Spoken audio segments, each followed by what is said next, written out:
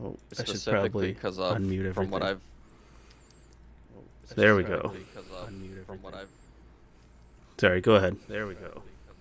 um from my understanding, like maybe they didn't get named because Yeah, everything in the uh document seems to be like yeah, it's kind founder of like 1, founder 2, yeah, say commenter, stuff like that. And people seem to be connecting like subscriber counts that are mentioned with different commenters well, to there's only different people. two like major right wing like media companies in Tennessee, and it's Yeah. Tenet Media, and then the one that Ben Shapiro and all those guys are part of, Daily Wire or Yeah. whatever. And then it was pretty easy to connect it to Tenet Media. And then whenever I know Yeah, somewhere in the document they mention there's basically they each have like a commenter subscriber count and stuff. yeah, they talk about the commentators subscriber counts and stuff, so like people were able to specifically pick out Benny Johnson and Tim Pool for sure, and Yeah. then I believe. obviously the other ones are just gonna be Yeah. what I think there was Whoever's. 6 people in part of Tenet Media. Yeah. From what I can understand. Oh, that is what I meant to do, is bring up the Tenet Media website. I bet I wouldn't be surprised if it's down. Like I read earlier that Let's see. the YouTube channel is down or something. I guess I didn't even check that. I could check. Okay, yep. The website's still up. Okay. We got Lauren Southern, Tim Pool, Taylor Hansen, Matt Christensen, Dave Rubin, and Benny Johnson. Oh, that's who Yeah. That's who is the person. I think it was Matt Christensen, not Benny Johnson. Okay. See, I didn't see anything on Benny Johnson's channel talking Yeah. about, which is kind of weird because like Tim Pool like instantly talked about it, but I don't like I don't watch like any of these people besides Tim Pool, and I can 100% say that the show that he was doing was like the exact same show he was doing before it got picked up by Tenet, so Yeah. I can see why he would come out and talk, because like he can easily wipe his hands clean of like any influence or anything, because he Yeah. was already doing his show and it was literally the same thing. And I don't actually watch it because I think it's boring. It's like 3 hours of people just talking about stupid crap. Normally religion and stuff that I'm not interested in. So Which person are you talking about? Tim Pool, Okay. and yeah, he has like this. It's like a like podcast called The Culture War or whatever, and they basically would just get people on and talk about whatever Right. topic was being talked about. Yeah, that's what Normally, like I'd been understanding. yeah, it's normally like whatever one of the guests was like known for, and they would kind of have like a formal debate, about Right. the subject. Some of them were pretty interesting, but like I said, it's normally really boring. I just never watched it, to be honest. Tim Pool is a very unenthusiastic guy. Yeah, I used to watch him because I agreed with him more, but I really don't agree with him a whole lot anymore. Yeah, I watched him back in the NTSJW days when he was really starting to pop off on his solo content. Before his whole giant land owning thing, where he's got his skate park Oh and yeah, everything. before he bought his the land that he built all this shit on. His compound, that's what I was trying to think of. Yeah, the compound. Yeah, that's what I always hear it referred to as, and I'm like, if you have enough land to call it a compound, that's a little scary. Alright, so did you want to start by reading the indictment, Yeah, or do you want to go over some of over the responses so far? And we then should go go back through to the it. indictment and then like go through the responses. Alright, That'd probably be the better flow. okay. Oh yeah, and that I see you found that video. Yeah. Definitely can watch it. Yeah, I linked it to too. you, but also pulled it up on my stream just so we can I figure we can watch at least the interesting parts of each of the videos.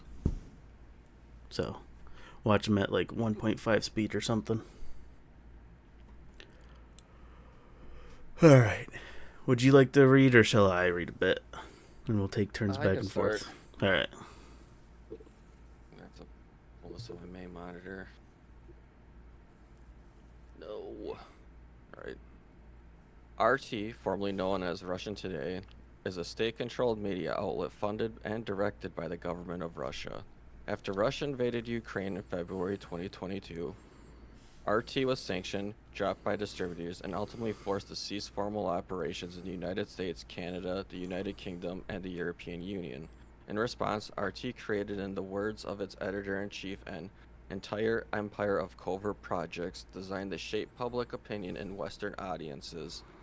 One of RT's covert projects, as described herein, is the funding and direction of a Tennessee-based online content creation company, U.S. Company One.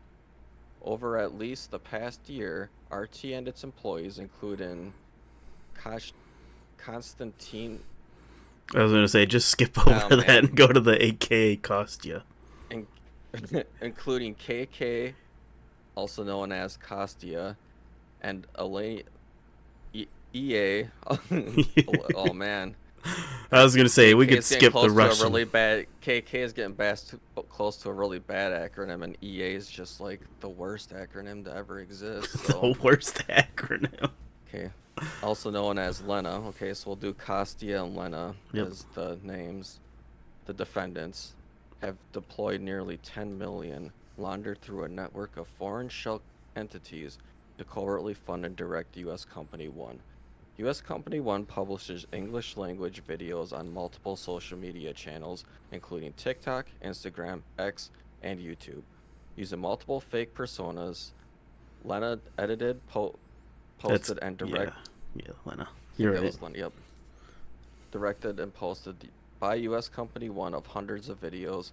Many of the videos published by U.S. Company One contain commentary on events and issues in the United States, such as immigration, inflation, and other topics related to domestic and foreign policy. While the views expressed in the videos are not uniform, the subject matter and content of the videos are often consistent with the government of Russia's interest in amplifying U.S. domestic division in order to weaken U.S. opposition to core government of Russia interests, such as ongoing war in Ukraine. Okay, so pause there. I just wanted to comment on that whole like $10 million thing. That's a Yeah. crazy amount of money. And from what I understand, the Tenet company's only existed for like a year, maybe a It's a year and a couple half. years. I think it's like 2 or 3 years it's been around, and it didn't it didn't start like popping off or like actually doing anything until it was getting this money. I think that's when they bought up like Tim Pool's show and like got Dave Rubin and all those guys on Okay, board yeah, that would make is when they sense. started getting this money. But still, And then ten yeah, million and dollars. Whew, that's a lot of money. it is. And like I was having a conversation with a friend yesterday, and he wasn't too sure on what was the whole indictment about. And essentially, this first couple points is the fact that it's not that this company is being paid for by Russians. It's more the uh, information and what they're talking about to uh, make people of the Americans more disgruntled with the government Well, and push back. basically the from what it sounds like, and I think they'll get into it deeper in the Yeah, indictment probably. This here, is like the overview. is the two people approached Lauren Chen and her husband and like were like, hey, if you guys like, push, anti-Ukraine narratives, you know, and in the war in Ukraine and stuff here in America, we'll give you a bunch of money. I think Cause it's I think it's I even think more at than just anti-Ukraine. It's more uh, to disrupt just U.S. government stuff in general I mean and make people more divisive. that's always gonna be like a side goal of it, but Right. like in my opinion, I feel like because this started happening about a little over a year after the war started Right. and Right. Russia realized that it wasn't going to be a pushover because Ukraine was getting a shitload of weapons from us, and our weapons unfortunately were designed to fight them. So Yeah, I was gonna say even though it's we're technically not the only people sending stuff over to Ukraine, we're definitely the big dog in the fight. Who's like, well, we're the big dog, and and even on top of that, like all the European countries sending weapons to them, those weapons were also designed to fight Russia. yeah, and I'm sure So that I'm like sure Tenet is all not these the only weapons company that Russia's been all these funding. weapons were designed to fight Russia, and they're being sent to a place that's fighting Russia. So they're having a hard time, and they know that, like, especially in the anti-war right, there's a huge sentiment to like stop funding all these wars. Like it's less, it exists less in the Israel conflict because I don't understand why, Right. for some, but like it's very there for the Ukraine conflict, which I mean I do understand. I just don't understand why it dies off when it goes to the other one because it's like basically the same fucking thing happening. Yeah, it's pretty much But about it. they I think they realized that they could try to influence and push, you know, especially before this election cycle, anti-war Republicans, so that maybe the funding of Ukraine would go down and then they would be able to push through. The thing is, I don't think it's going to be easy for them regardless, so I think it's kind of Yeah, in it's vain. And then like you said, yeah, there's so much divisiveness here in this country right now. I mean, it's not hard to just like throw a mild wrench into shit, especially culturally. So I yeah, basically, like the like, in U.S. my is opinion, definitely a like, powder keg that's always ready to yeah, explode, and Russia's just kind of basic, trying to tip that away from themselves. basically, in my opinion, I feel like the Russian government realizes that while the American right and you know Russians have like a lot of, I mean, there's a lot of core values there, but not with the Russian government. The Russian government's like super anti-censor or super pro censorship, super pro, you know, like restriction of like rights and all that stuff. So but like Russian population, they're so nationalist they don't like see that Yeah, shit as like an infringement on their liberty as someone like we would over here. So they feel like they can use the American right as like an influential tool to be like, hey, you know, like they have some alignments with us, especially the Christianity, because like Eastern Orthodox Christianity is like a fucking uh, a huge it's a huge like part of like Russia or whatever, like yeah. especially like not the non-Eastern It's influence at Christianity. least Guys, let's what go. the politicians used to push. Oh, Void. Oh, I did tell a friend he can jump in, but he uh, disappeared. but yeah, with all that, I feel like they can, especially because like the cultural right like push here in America has a lot of like the cultural pushes that is happening over there, especially because it's like Christian based. I feel like between those two things that they can that they're trying to influence both of those like aspects. So yeah. Sorry, that like went on a long tangent Oh, you're there. good. I just know a lot about this shit cuz fucking I've been paying attention to the Ukraine war pretty Yeah, it seems, heavily since it especially started. what you're saying about the whole like Christian thing. I feel like America knows how to like push the like Christian values into politics, but like countries like Russia and stuff, they live like through like their messaging Well, in Christian talking points. yeah, Eastern Orthodox has like a lot of different, like it's not extremely different, but there is differences from like what we would, you know, like a Catholics or like just like your basic Yeah. Protestant or Baptist or whatever. Yeah, in terms of religion, we seem to be the most mellowed out version of it, which is kind of scary. And then there's also like a huge like thing over in Russia where like what happens over in America is like extremely influential to them. Right. So I feel like it's a two-pronged thing where they can be like, "Oh, hey, look at this huge cultural shift that's going on over in America. They're shifting culturally like to the same direction we are." And there's also this big thing that Putin's like trying to like rebrand Russia as like a true Christian like nation and all that crap. I'm sure you've heard about that Yeah. a few times. And I think it's just like they're trying to pile all this stuff down, and you know, people like Tim Pool and Benny Johnson and Dave Rubin, they like I think Dave Rubin's like Christian, but not like heavy Christian, because I think he's gay, isn't he? Yeah, he definitely So pushed like, Christian talking points yeah, he while pushes still staying Christian on the talking outside. points, but he's not like, I would say, a devout Christian. Yeah, And like, I'm pretty sure Lauren Southern's pretty like religiously Christian based, and um, yeah. I I don't know know at much least about her Betty stuff back Johnson. during the anti-SJW stuff was leaning a lot harder Christian, but I think recently she's tried to swing away from that. All because of that whole like having a kid thing and the husband and stuff. I think she got a Yeah, divorce or she's. something. I don't know anything about all that, but I just know that she's mostly been on the like anti-immigration front, and that's kind of been Right. her Yeah, group. that's been her whole thing. So All right, I think we can get back into the document. yeah, let's get back. That was a We good we tangent. digressed way too long.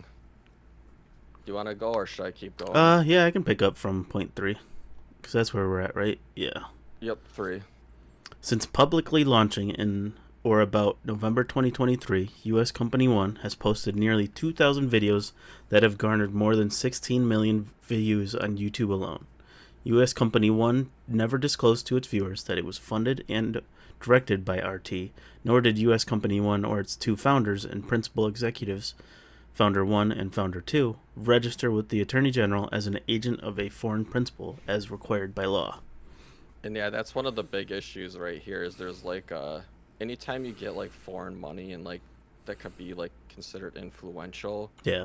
you have to like this there's like a an agency you have to register with and like a bunch of crap you got to do like legally or else you're breaking a bunch of laws and you're gonna end up in trouble. Right, because even if like, because I've seen from what I saw from both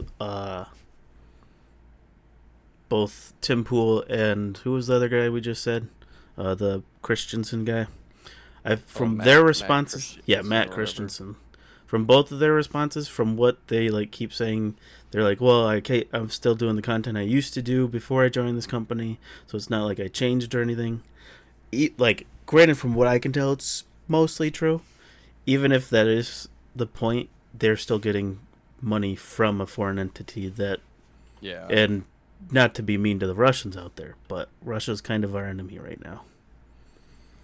So it's they are. still a bit, it's definitely a bit skeezy to do that kind of thing.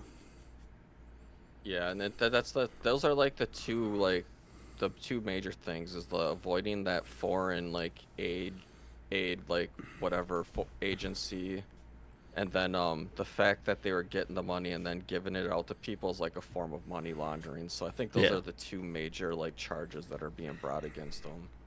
But it does look like the company's only been, Tenet has been around publicly since late last year.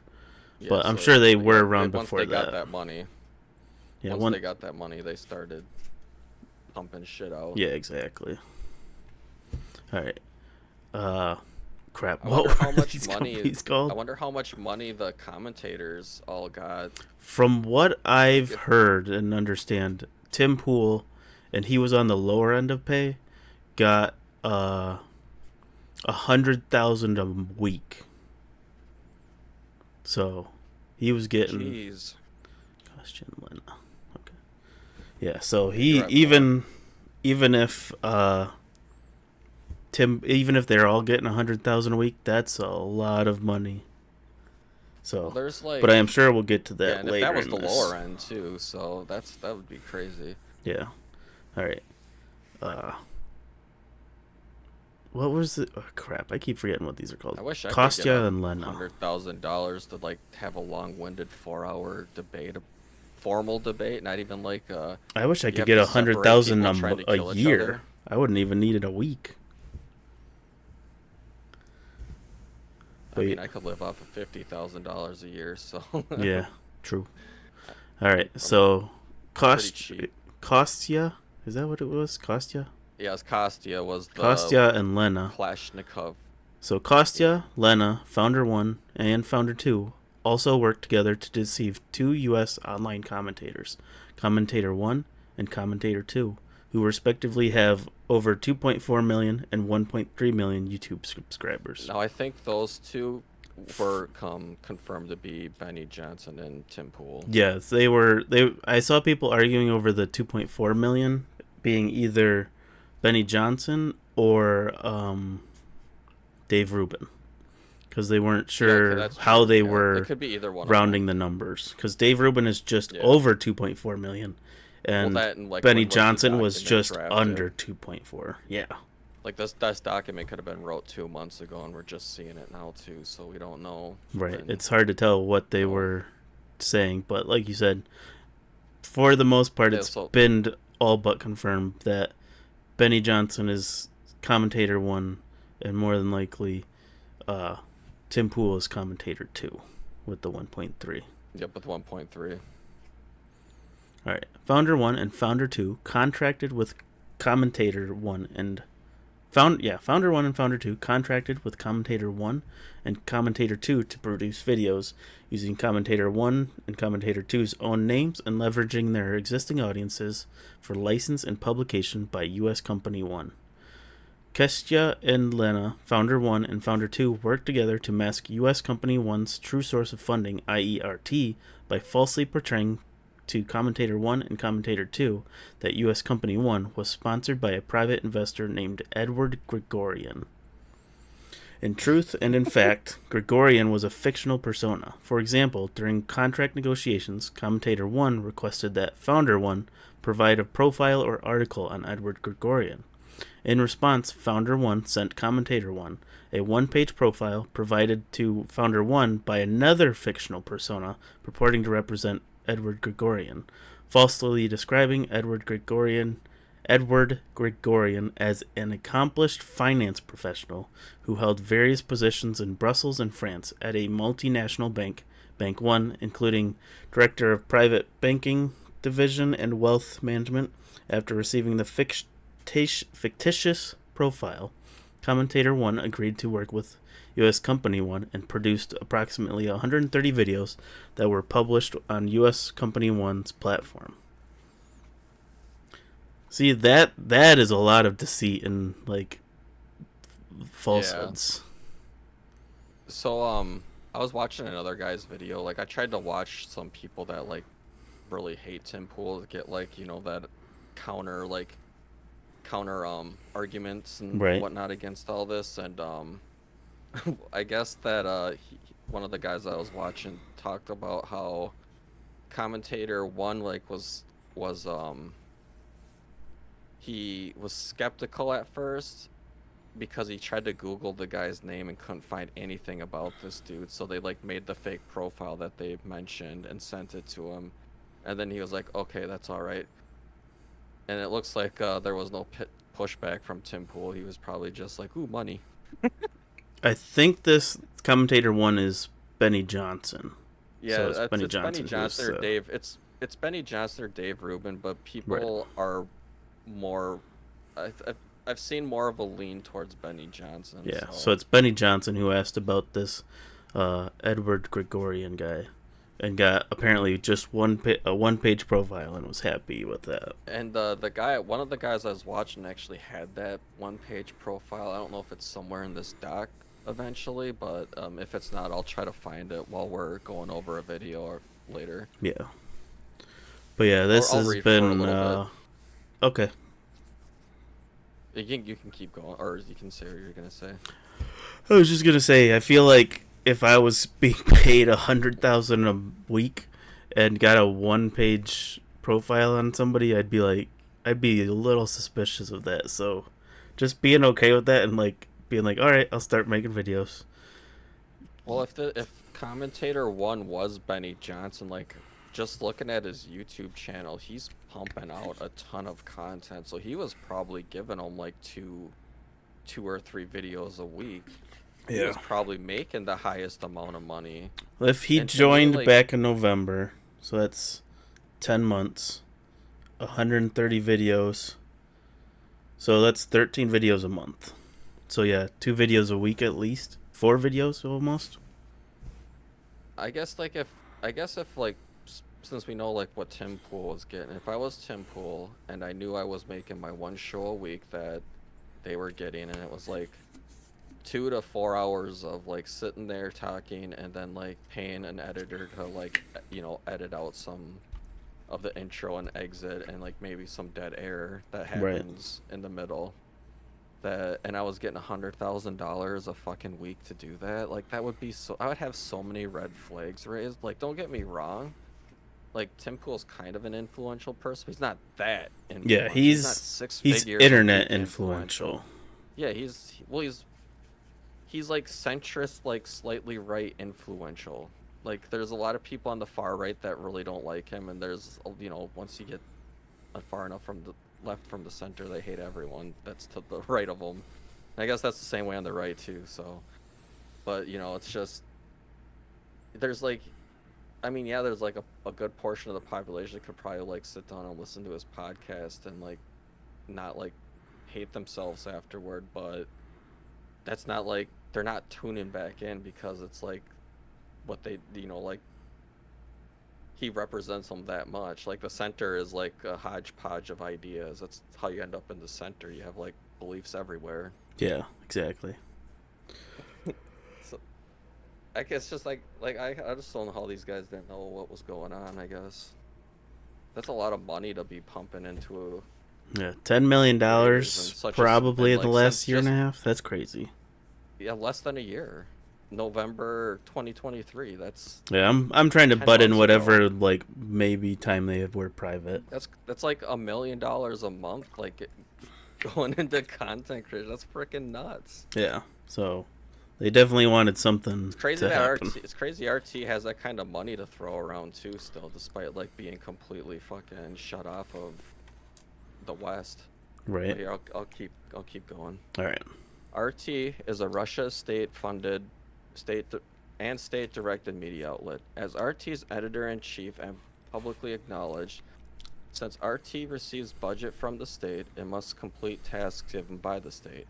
For nearly 2 decades, RT has promoted the objectives of the government of Russia by publishing disinformation and propaganda, leveraging its international network to amplify the government of Russia's message to foreign audiences, and using its guise as a conventional media outlet to lend credibility to that message. RT's propaganda is most obvious when it reports on matters of importance to the government of Russia, such as public opinion about Ukraine and the United States. When direct propaganda is not effective, however, RT has a pursue malign influence campaigns in countries opposed to its policies, including the United States, in an effort to sow domestic division and thereby weaken opposition to government of Russia objectives. For example, in discussing RT's coverage of the United Kingdom's exit from the European Union in 2016, an RT journalist recalled an academic researcher. I asked my editor, "What is RT's line for this Brexit?" And he said, "Anything that causes chaos in RT's line." In about March 2022, following Russia's invasion of Ukraine in February 2022, the European Union, the United Kingdom, and Canada banned broadcasting by RT. The same month, RT also ceased its operations in the United States after major television distributors dropped the network. But as RT itself has boasted, despite the post-March 2022 bans on broadcasting and lack of formal distribution channels in the United States, Canada, and the United Kingdom and the European Union, the government of Russia continues to use RT to direct disinformation and propaganda at Western audiences. For example, on about February 25, 2024, RT's editor-in-chief declared during a Russian television appearance that public opinion on the West is changing very rapidly and very cheerfully, due to in part to RT. RT's editor-in-chief further explained that despite being banished everywhere on February God, freaking dyslexia, man. Everywhere on February 2025, despite referring to the start of Russia's invasion of Ukraine in February 2022, RT had built an enormous network, an entire empire of covert projects that is working with the public opinion, bringing truth to Western audiences. As set forth below, U.S. Company 1 is one of RT's covert projects in the United States. Yeah, that alone is like, holy crap.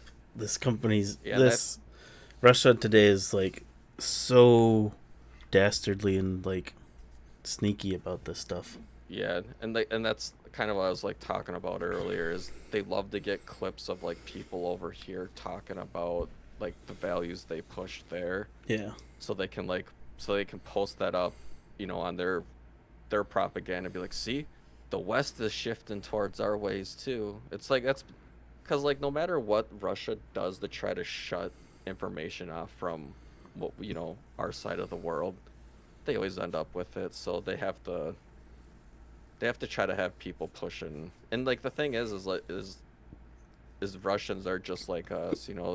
If they're gonna read something on the internet that confirms their bias, then they're most likely not gonna dig deeper. Not us personally, but like us as in the general West. Right. If people get their biases confirmed, they normally don't like look deeper into it. So It's definitely a you see it on the internet, so it must be true sort of right. thing. Okay, I'll keep going for a little bit more. Okay. Kostya, the defendant, is a citizen of Russia and an employee of RT.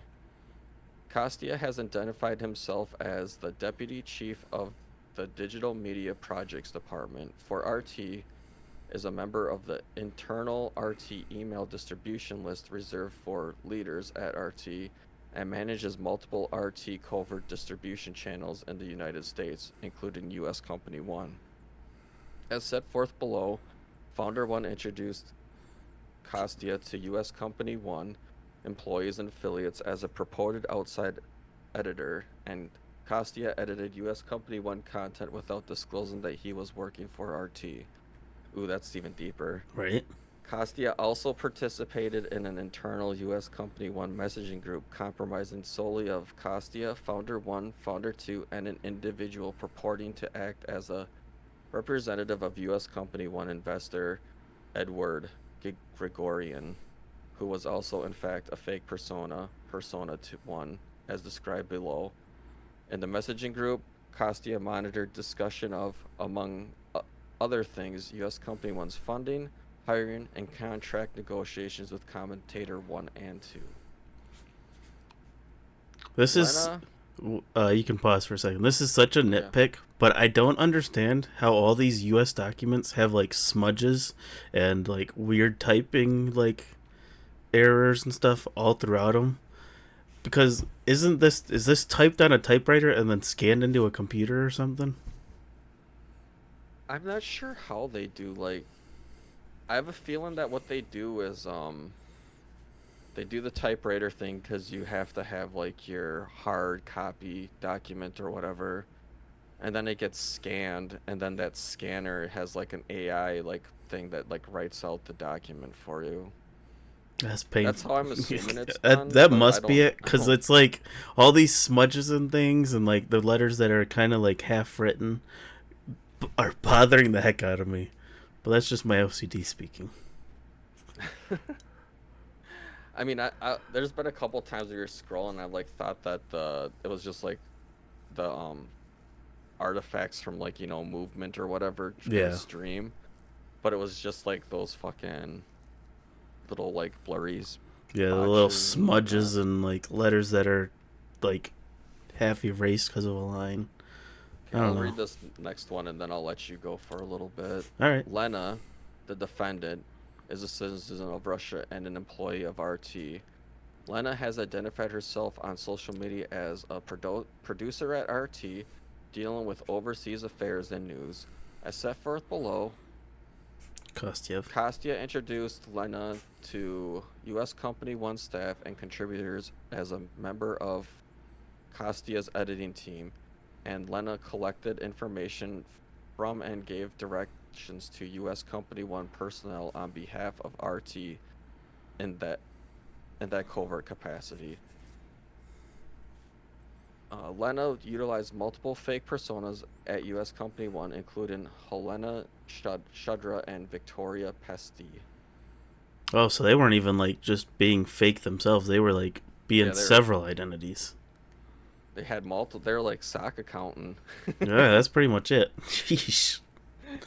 So they're running like email chains of like back and forth to each other just to like act Got like like three themselves. people pretending they're 10 people, basically. Yeah.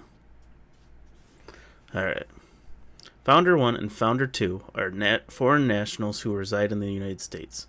Founder 1 and Founder 2 jointly control and operate U.S. Company 1, and they are the only authorized signatories for U.S. Company 1's business checking account, the U.S. Company 1 bank account, which is held at a bank in the United States. Before operating U.S. Company 1 for RT, as set forth below, Founder 1 and Founder 2 work directly for RT and its affiliates, including as follows. From in or about March 2021 to in or about February 2022, Founder 1 created videos and posted social media content and wrote articles pursuant to a written contract between Founder 1's Canadian Company 1, and RT's parent organization, NOTV Novosti. This content generally consisted of English language social commentary. RT directly published some of Founder 1's paid work, while Founder 1 posted other of Founder 1's paid work on Founder 1's personal accounts without attribution to RT. For example, Founder 1's invoices reflect that Founder 1 billed Anno TV Novosti for approximately 217 videos, of which approximately 209 were published on Founder 1's personal YouTube channels. Founder 1 also wrote approximately 25 opinion articles that were published on RT's website, at least 19 of which Founder 1 billed to Anno TV Novosti. None of Founder 1's articles disclosed that Founder 1 was paid by RT to write them. That's crazy that almost 100% of the videos were also published on their own YouTube channels. And I believe RT Founder 1 is Thorn Chen, if I understand correctly. Yep. But like, I'm pretty sure you're right. I feel like that's illegal on its own to not say that Russia Today was behind some of or was also publishing these videos. But we'll see as we get deeper. To create content for RT pursuant to Founder 1's written contract, Founder 1 worked with Founder 2 and two individual producers, Producer 1 and Producer 2, who later joined U.S. Company 1. RT invited Founder 1 to appear on RT television programming, created a dedicated page on RT's website identifying Founder 1 as a contributor and featuring Founder 1's articles, and provided an official letter on RT letterhead designating Founder 1 and Founder 2 as essential workers during the COVID-19 pandemic. In private correspondence, however, Founder 1 and Founder 2 recognized that truthfully disclosing their affiliation with RT made it more difficult for them to do business in the United States. For example, in a July 2021 email inviting a contact to apply for a job with RT, Founder 1 wrote that RT's budget is going to be larger, but acknowledged, "I know being Russian, some folks in the US aren't too hot on them, lol." Also, as an example, in a private exchange on the messaging platform Discord in February 2022, Producer 1 told Founder 2 that when I was asking people if they wanted to interview, many said yes until I said I was with RT, so I switched to saying I was just working for Founder 1. Founder 2 replied, "Ha, not surprised." Oh my god, that's wild. That's bad. This essentially is saying That's Founder really 1 bad. and Founder 2 knew that RT is behind all of this. Yeah, I was gonna say that's they're while the commentators might be able to like put some Write it separation off. between them, they're fucked. Yeah. Like literally being $10 million money, $10 million of money laundering plus all the like the laws they broke not reporting properly where it was coming from and their contact with foreign entities is this is like 10-20 years in prison probably for I would say. Yeah, and this is You would going hope- all the you would way hope, back to 2020 with this because kind of stuff. that's like what someone like that's someone that like stole like a lot of like $2,000 worth of stuff would sit in jail for a long or prison for like 5-10 years, so you'd hope they would at least get that. Yeah. I mean, if there was like people actually got Yeah, this is You know, like after you steal so much money, it just becomes kind of a slap on the wrist. So yeah, but they are if all of this is like even slightly true, they're getting put away. I I would bel- I would believe that like the FBI isn't throwing like False these allegations out. accusations around if they don't have like hard evidence. I Yeah, mean, we forgot to say this I'm is sure all they have alleged. because they're talking Notice. about like chats like between private chats between these Yeah, entities. so it's So not I'm even like they assuming they don't have have access to evidence. them. Well, you see, Matt, when they were saying Russians, they actually meant Americans, and it was all just a joke. Yeah. See, they put ha ha and LOL, so it's got to be a joke and not serious at all. Well, that's how YouTube drama goes off. See, I said LOL. It wasn't rape. Yeah, I said LOL, it wasn't rape. Alright, I'll read through the rest of these letters. I don't know. Lettered marks. I was watching Chud talk about that Lexify stuff, and like while that girl is kind of like a little out there, not like out there like crazy, just like like just a little out there, but like the stuff that he was saying to like a minor and shit, and then like the way he was kind of hopefully like Yeah, it's deflecting all it like, to well, sort of you remind sure himself it's you like, said oh, it's a LOL, joke, but haha. no. She was smiling. It's okay. Yeah, that's how this is reading, that's Oh, for sure. sorry for the digression You're there. good. Let's keep going. Alright. In their private correspondence, while working directly for RT pursuant to Founder 1's written contract, Founder 1 and Founder 2 regularly referred to their sponsor, i.e., RT, as the Russians. For example, on or about May 12, 2021, Founder 2 messaged Founder 1 on Discord, so we're billing the Russians from the corporation, right? On or about May 2020, May 20, May 22nd, 2021, Founder 1 messaged Founder 2 on Discord, also the Russians paid, so we're good to bill them for the second month, I guess. On or about June 2nd, 2021, Founder 1 messaged Founder 2 on Discord. Also, I say we bill the Russians for the last month once we're done the extra op-eds, referring to Founder 1's paid opinion articles for RT. And on or about January 5th, 2022, Founder 2 messaged an acquaintance on Discord about paid leave that the Russians had offered to Founder 1. From in or about October 21 to in or about May 2022, separate and apart from Founder 1's contract with RT's parent company, NOTV Novosti, Founder 2 also worked directly for RT with Rompli GmbH, RT's German subsidiary.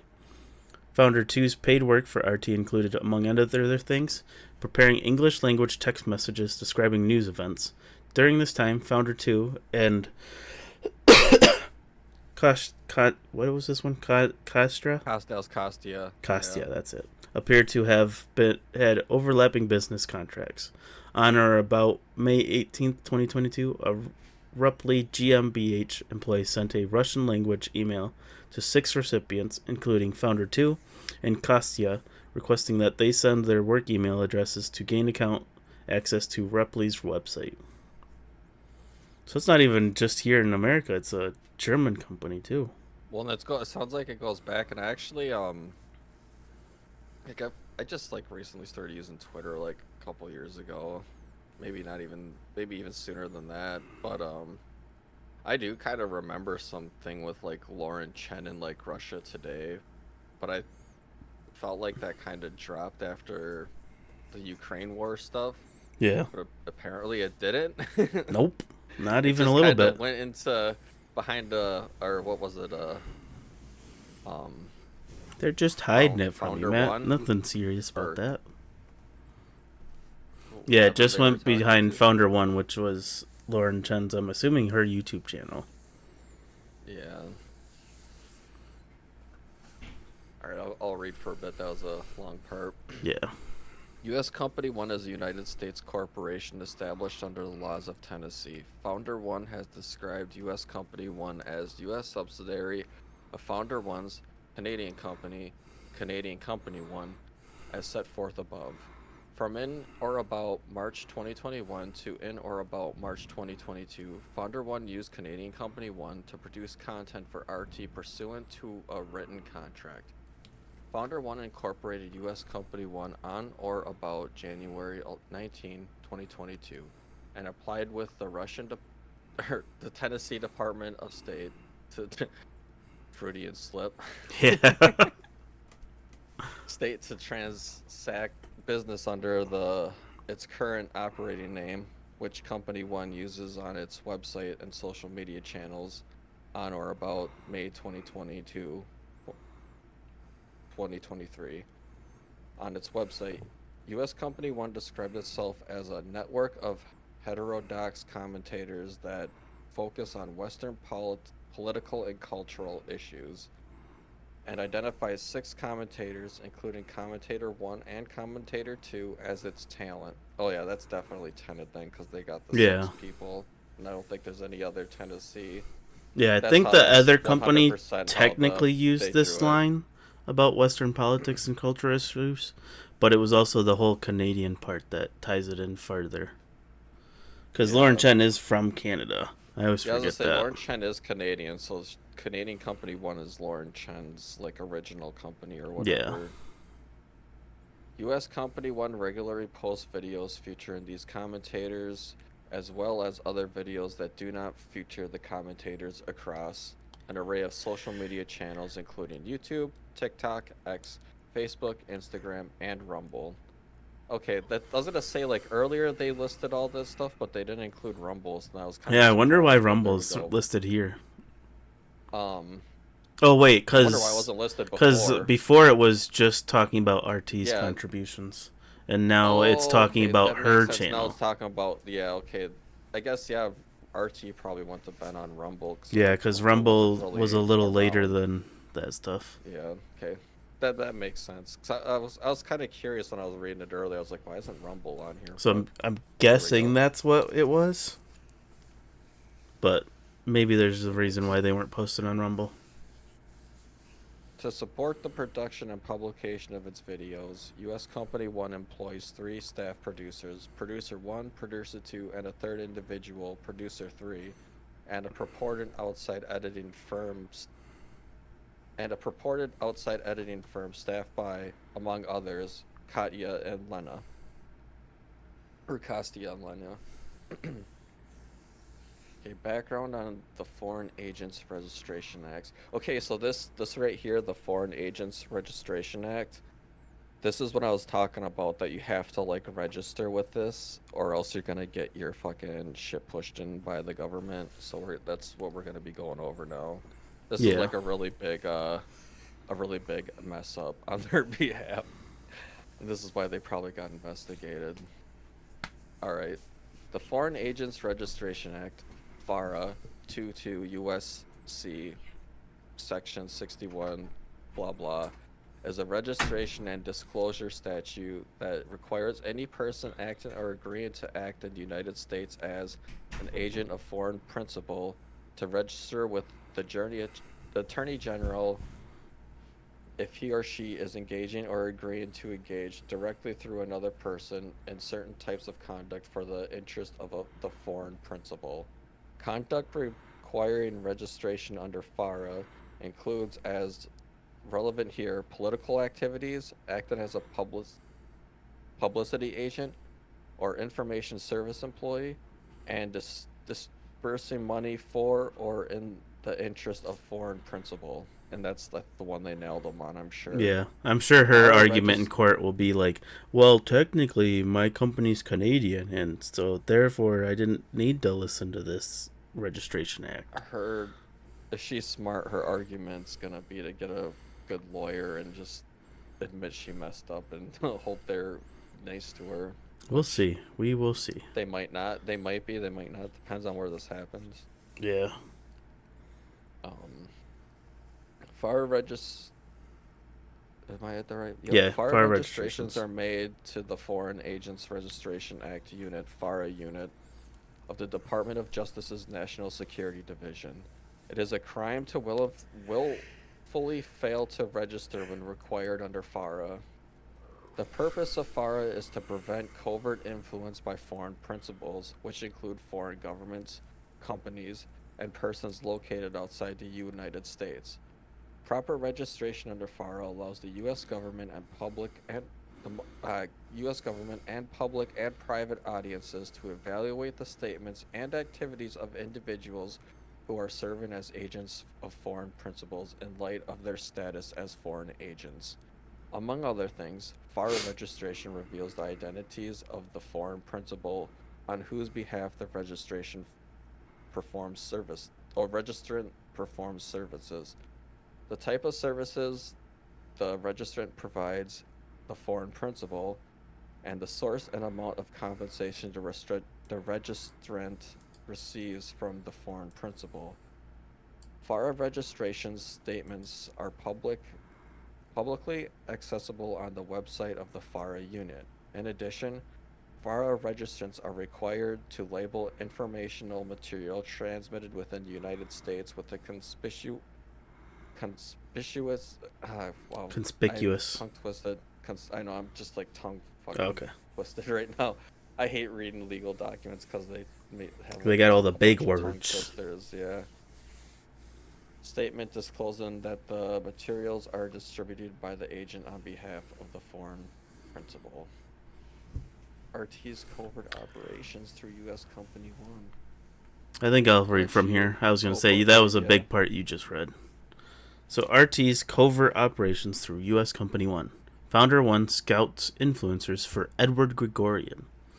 In or about December 2022, Founder 1 began working with an individual operating under the fictitious name Edward Gregorian and 3 purported representatives of Edward Gregorian, Persona 1, and 2 additional purported representatives, Persona 2 and Persona 3. Oh, video games. Interesting. Dumb. That was stupid. That was dumb. The whole series. Yeah. To launch a new YouTube channel, initially under the name Viewpoint Productions. I think I vaguely remember that. On or about January 10th, 2023, Persona 2 told Founder 1 that Founder 1's first task was to find a personality that could serve as the face of the channel, and that for the right candidate, we're willing to pay around $1 to $2 million per year. Holy crap, that's a lot of money. On or about January 13th, 2023, Persona 2 sent Founder 1 a proposed contract for Founder 1's influencer talent scouting services, with Founder 1 listed as the agent and a Hungarian shell entity 1 listed as the client. Hungarian shell entity 1 has no publicly available website. In exchange for Founder 1's services, the proposed contract awarded Founder 1 $8,000 per month, plus a percentage of any deals that Founder 1 closed with influencers. Over the next several months, Founder 1 continued to negotiate Founder 1's contract. Founder 1 accepted interim payments and began to scout for influencers for the new YouTube channel for Edward Gregorian. Beginning in or about February 2023, Founder 1 solicited Commentator 1 and Commentator 2 to perform work on behalf of Edward Gregorian. For example, on or about February 6, 2023, Persona 1 emailed Founder 1 a short list of candidates for the YouTube channel, including Commentator 1 and Commentator 2. In the same email, Persona 1 attached a receipt for an $8,000 money transfer from an entity in the Czech Republic, Czech Shell Entity 1, to Founder 1's Canadian Company 1. Persona 1 requested that Founder 1 submit an invoice for Founder 1's consultation services to Czech Shell Entity 1, which Persona 1 described as our Czech sister company. Czech Shell Entity 1 has a website purporting to sell automobile parts, but also listing unrelated services. Cyber Amor Suite, fortifying your digital defenses. The website makes no mention of Edward Gregorian, Persona 1, Persona 2, Persona 3, Viewpoint Productions, or Hungarian Shell Entity 1. So essentially, it sells automobile parts, quotation marks, but it also provides digital defenses for your computer? I mean, let's be fair here. What is it? General Electric or whatever. Oh, true. General Electric does they do make everything. they make washing machines and refrigerators, but they also make the Gatling gun. True. So So I guess this Czech Entity 1 company might do those two things. All right. so like, while it doesn't make sense, it also could make sense, but it's a shell company, so it Yeah. probably doesn't exist. So. I would assume the FBI has made sure that they Or, don't it's actually just do its any of money this being crap. like embezzled or whatever through it. All right. I'll read through. Holy crap. How many examples did they give? That was a lot. There's that. That's the That's the page. That's the the fake page they made about the guy that commentator one seen and was like, all right. I love how this is probably just like some. Did they blur out? I bet his it. face, I bet or it was the blurred FBI or out something. or was it blurred out?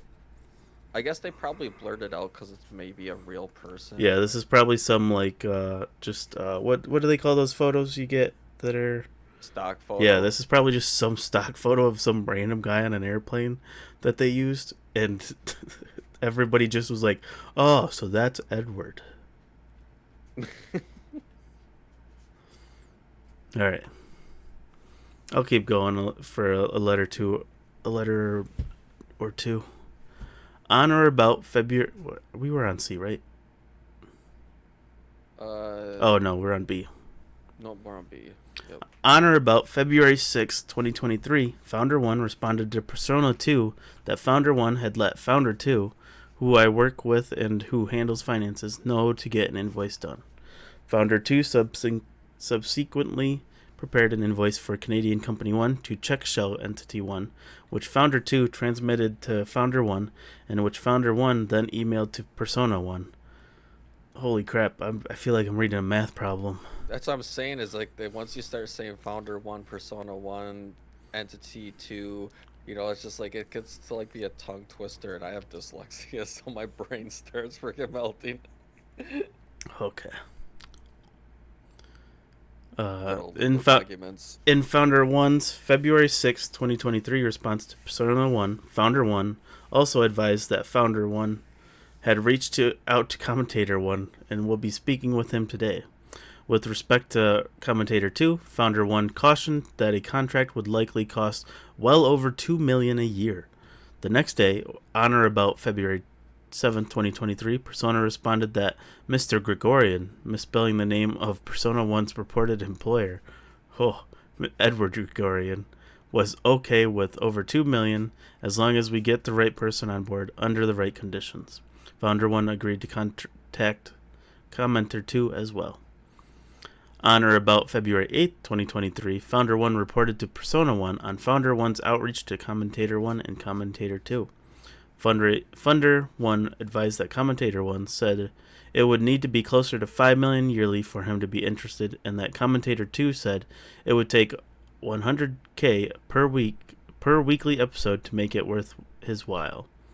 So that's where they get the $100K for Tim Pool. Founder 1 cautioned that from a profitability standpoint, it would be very hard for Viewpoint, i.e. the initial public-facing name of the new venture, to recoup the cost for the likes of Commentator 1 and Commentator 2 based on ad revenue from web traffic or sponsors alone. Despite Founder 1's warning that Commentator 1 and Commentator 2 would not be profitable to employ, on or about February 14th, 2023, Persona 1 informed Founder 1 that we would love to move forward with Commentator 1 and Commentator 2. So they're willing to sink money into this, regardless of the cost. That just proves how much money, regardless of cost, it means that they can influence people's.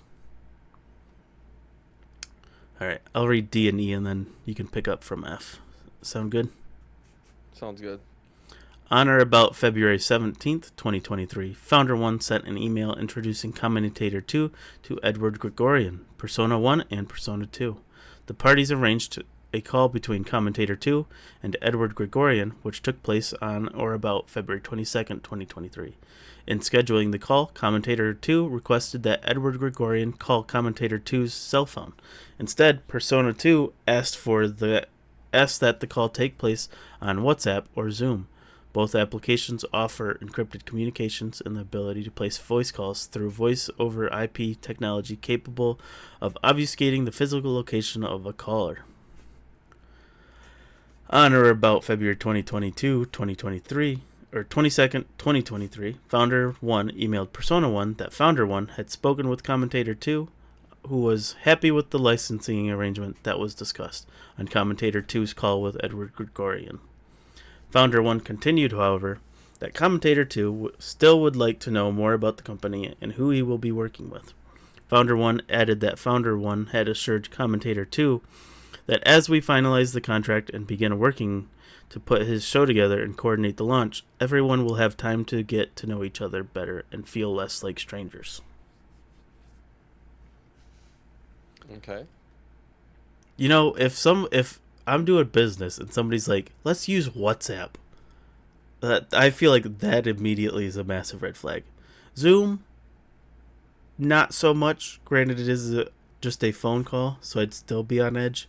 But if you're like, hey, Devin, you want to do a business call on WhatsApp? I'd be like, you're doing something suspicious. Yeah, I've never used WhatsApp, so I don't know much about it, but It's essentially it's a Wasn't it texting and calling app that you can isn't it like install an on your phone. everything app? It's like a kind of like Um, social media a little bit. less and- social media and more just like a replacement for texting and calling. It's really Oh, nice well. for people who live overseas with family, so that way it's free and you don't have to like pay crazy amounts Yeah, of you don't money have for to phone pay, like- calls. Yeah, I get it. It's really big in Indian families. Yeah, I just like I was gonna say I know it's like popular over in Asia. I Yeah. just don't know much about it. And I know that Elon Musk's goal with like X was that he wanted to like kind of build something like WhatsApp eventually. So, Well, that's a choice. but that's all I really know about WhatsApp. Zoom, on the other hand, I know like blew up because of COVID, so everyone was using Zoom, so that's like less suspicious. But yeah, Right. I agree. Like someone was like, "Hey, let's use WhatsApp," I'd be like, "No, I'm good." I'm Yeah, not let's downloading not do WhatsApp to that. talk to you. Let's do a little more official. Does sound like Tim Pool did push back a little bit, but again, he was probably happy to see whatever money they were giving him. So Yeah, it sounds like he threw a probably price didn't really out care. and was like, "Oh, they'll never agree to this." And then they agreed, and he was like, yeah, I don't. "Well, if they agreed, I'll keep going." I feel like he did the Trump move or whatever, the big ask or whatever people Yeah. always used to talk about back in the day. Yeah, you come in high, so So they he go probably in he at the price you so want. he might not be getting 100K an episode, but I would say he's probably getting on the higher end of, if you round it up, it would be 100K. So Yeah. like maybe 70 or 80K, Yeah, which is still a ton. per like- week. I just looked up his channel that he was doing the culture war on, and his episodes are like 2 hours, and they were getting like 58K views. This one's 79K views. It was an hour and a half long. 2 hours long, 241K views. That was like a big one. He's just not getting like 159K. That's not like Yeah, that's he's not getting a 6 lot of figures views, but he's not that's getting not 6 figures enough a for month, that. Yeah, that's not 6 figures a month. So he definitely would. But I get like if you're letting someone license your material, you gotta like you're not gonna be like, oh, I was making 20K a month off my videos, so if you give me 25 now, you should be smart and Yeah. get more. But damn, that's a lot of money. All right, we're on F, right? Yep. On or about February 28, 2023, Founder 1 emailed Persona 1 that Founder 1 had spoken with Commentator 1, who would like some material about Mr. Gregorian to learn a bit about who Commentator 1 would be working with. Founder 1 asked if there were any links, press release, interviews, LinkedIn, profiles, etc. we can forward Commentator 1 about Edward Gregorian. On or about March 2nd, 2023, Persona 1 responded to Founder 1's email, writing that Persona 1 was unsure that Mr. Gregorian gave out any public interviews, but could send Commentator 1 our LinkedIn page with a hyperlink to a LinkedIn page for Viewpoint Productions. Persona 1 also attached a receipt for another $8,000 money transfer from Czech Shell Entity 1 to Canadian Company 1. G. On or about April 21, 2023, and again on about April 24, 2023, Founder 1 performed Google search for Edward Gregorian and for Bank 1 Edward Gregorian as of in or about August 2024. Neither Google search returns a result for a persona of by that name, much less any web pages describing an Edward Gregorian as a finance professional affiliated with Bank 1. On or about April 24, 2023, Founder 1 emailed Persona 1 that Commentator 1 was really insistent on seeing some material, profile, article, whatever, on Edward before Commentator 1 feels comfortable moving forward. Is there anything we can ask or we can provide Commentator 1 with? Persona 1 responded with, "We'll send you a profile on Mr. Gregorian that you could send over to Commentator 1." On or about May 4th, 2023, Persona 1 emailed Founder 1 the CV to provide Commentator 1. That profile was produced with redactions and blurring below. Oh, yep. So they did blur it out and redacted some Yep. information that they manufactured. Should we read this, or should you just like leave it up for a? I'll leave it up for a and moment. talk about it. I'm, Okay. if you don't mind, just like looking over it and maybe chatting with anybody who's in chat, but doesn't look like it. I'm gonna use the restroom real quick. Yep, that's all good. So it looks like essentially what they did is took a stock photo, threw it up there, and gave a little biography here, like a little crumb to work with. Experienced financial professional and investor, deeply engaged in business and philanthropy, leveraging skills and resources. Okay, like I don't know about anyone else, but ever since Epstein, like philanthropy is kind of like it's not like a huge red flag because I mean, there's a lot of good philanthropy that happens out there, but there's just like sometimes there's just that red flag. It's like, do you feel guilty about something or? It's just me though. Anyways, leveraging skills and resources to drive positive impact, supporting a range of organizations worldwide with a dynamic presence mainly in Brussels and London, engaging in personal and professional pursuits in each location with a focus on poverty alleviation, champion free speech, and advocating for social justice causes. All right, I'm back. Hey, what's up? You reading that Yeah, first like, paragraph out? I just read the little thing. The below little his blurb. name. Yeah. But it just looks like it basically kind of gives like a little biography of his financial escapades, and anyone who had some Google foo skills could probably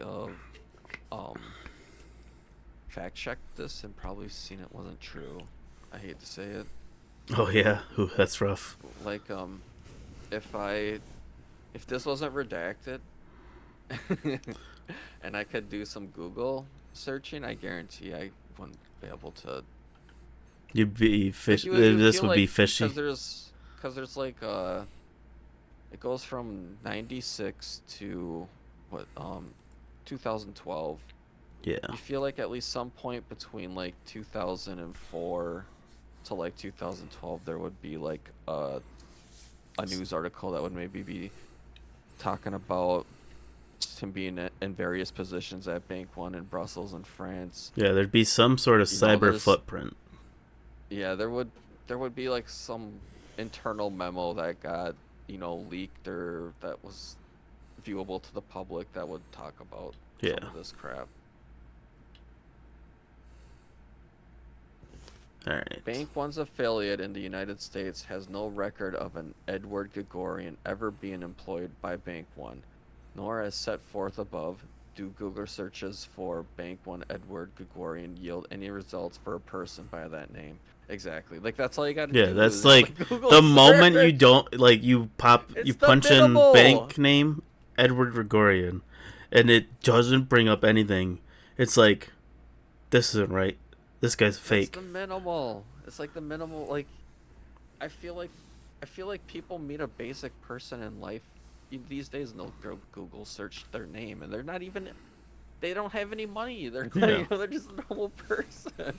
Like, this is like I know these type of people are always like, oh, these people, the left's being paid off by so and so, or the people even further right than me are being paid off by the Koch brothers, and it's like, you got paid off by a person who doesn't exist, and you could have found they don't exist with a quick Google search. I mean, I guess it's hard to say. If someone was like throwing me a lot of money, I guess I would be pretty. I feel like I would be because I don't have a lot of money. Maybe I'd be suspicious, or maybe that's why I'd be more suspicious. Yeah. Maybe once you've already made millions of dollars, and they're like, "Huh, here's $100,000," and you're just like, $100,000. I guess it's another zero. I guess it's fine. Right. I don't know, like, what $100,000 means to someone who has like $5 million or whatever. I bet Tim Pool's worth a lot more than that. So I bet he's worth at least a six-figure amount. yeah, I bet he has like 10, at least in assets and everything. Yeah. But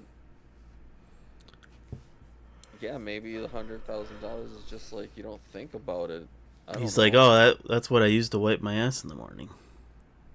Yeah, he's just like, oh, yeah, I could fund my show completely if you just give me this. But yeah. Anyway, do you want to go for a little? Yeah, bit? I can start reading again. That gave me enough of a breather. All right. Other irregularities found in Founder One's email correspondence further signaled that Edward Gregorian and his purported representatives, Persona 1 through Persona 3. Wow, they didn't list all three personas. Oh, yeah, say. They took the shortcut. Honestly, Persona 1 through Persona 3 is almost like. I mean, it's less syllables. Never mind. Yeah, it just I think it's one less syllable, but still, it's like, well, what could be between Persona 1 and Persona 3? I'm sure that's somebody that's going to ask that. Persona 2.5? Yeah, it was the DLC. All right. His purported representatives, Persona 1 through Persona 3, were all fake personas. No way. Crazy. By on or about February 16th, 2023, Persona 1 had misspelled the surname of his purported boss as Gregorian rather than Gregorian. 1N versus 2N. Is that the only? Yeah, it's just the one. Yeah, it's just they're missing the extra N. In at least 4 separate emails to Founder 1. On or about February 10th, 2023, Persona 3 sent an email to a potential influencer, copying Founder 1, and signed the email as Edward Gregorian, rather than as Persona 3. After the email recipient expressed confusion as to whether the sender was Edward Gregorian or Persona 3, Persona 3 quickly responded in part, Edward Gregorian forwarded this email to me and asked me to reply sick on his behavior, or behalf. I mean, I guess that's a quick and easy, like, cover-up, but ooh, I'd still be like... decent deflect, but... Yeah. It's enough of a deflect that I might be like, okay, I guess. But yeah, them misspelling it 4 times. Ooh. It's a pile of red flags building up, basically. Yeah. When does the camel's back break? Well, apparently not until the Department of Justice. Yeah, until they say so. All right. Digital forensic evidence further confirms that Edward Gregorian and Persona 1 through Persona 3, i.e., the various investor personas, were in truth and in fact the same individual. For example, on approximately 39 occasions between in or about November 2023 and in or about July 2024, email accounts used by Edward Gregorian and Persona 1 to communicate with Founder 1 were accessed from the same internet protocol IP address as around the same time. At around the same time. Okay, yeah, that makes sense. As another example, on or about January 10th, 2023, Persona 1 emailed the text of a draft email to Persona 2, which Persona 2 then pasted into a new email and sent to Founder 1 from Persona 2's email account. Founder 1 transmitted the Edward Gregorian profile to Commentator 1 to persuade Commentator 1 to perform work on behalf of Edward Gregorian.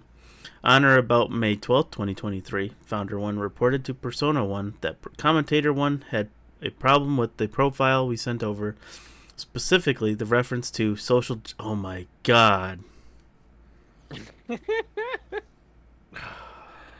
Oh, man. You know what's really funny? Seriously, that's the one problem. Well, no, it's people on the right, like, they'll complain about social justice, but they don't realize that, like, being pro-life is like a form of social justice. So yeah, like everything you do is just, social justice in one way or another. Yeah, it's, there's like a ton of things. Like, social justice isn't always bad, just because, like, there was an era where people were getting a little dumb about certain topics. Yeah. Doesn't mean that all social justice is bad. People need to get over that shit. I know. Just reading that made me like stop and like be like, "Oh my cringe. God, that's cringe." You're doing this in private. You're not even like publicly saying it's social justice is bad. Well, and it's funny too. Like, he has more of an issue with the social justice versus the fact that he got like maybe 5 paragraphs worth of information about a guy that was a supposed like deep financier and like all these large a large bank. Yeah, that's like just 20 wild. Yeah. All right, I'll start that sentence over again. That blew me away. Founder 1 reported to Persona 1 that Commentator 1 had a problem with the profile we sent over, specifically the reference to social justice. I think it may be because that's usually a term used by liberals, but we're trying to create a conservative network. Founder 1 suggested that Commentator 1 and Edward could simply speak together to clarify the profile.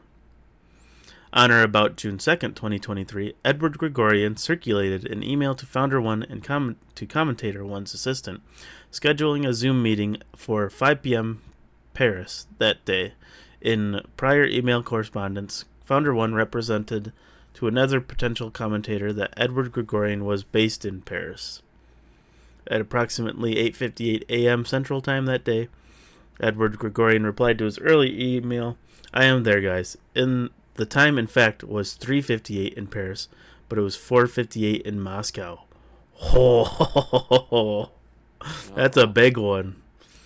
That's rather telling. Approximately 2 minutes later, Edward Gregorian performed a Google search for time in Paris. Edward Gregorian then replied again to his email in part, "Sorry, wrong hour, didn't sync the calendar." Oh boy. Okay, so it's pretty deep when the FBI is telling you approximately 2 minutes later that this guy performed a Google search. Yeah. So you know that there's a lot of hard evidence to back these claims up, I have to say, because that's you're not making that claim. That's not a shot in the dark.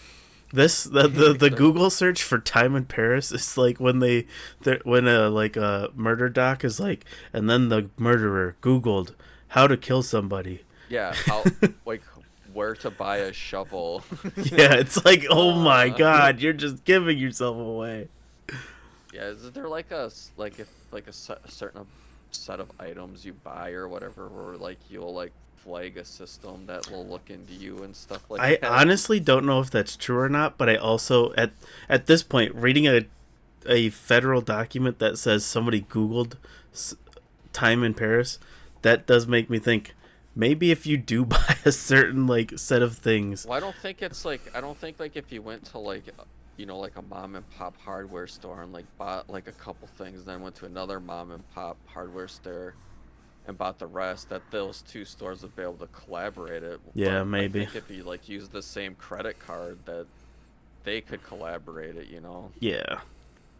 So I do believe they're probably like that. That really does make me believe that that's an actual truth. Yeah. I I've could actually believe heard it. like in true crime docs before too, though. So Yeah. I know it's true. I just like every time I read something like this, I'm like, oh, that only happens in the movies, and then something like Right. this really happens. All right, I'll keep going. That was just too Okay. funny to not talk about. After Yeah, further no, negotiations, in which Founder 2 also participated, Founder 1 and the purported representatives of Edward Gregorian secured contracts with Commentator 1 and Commentator 2.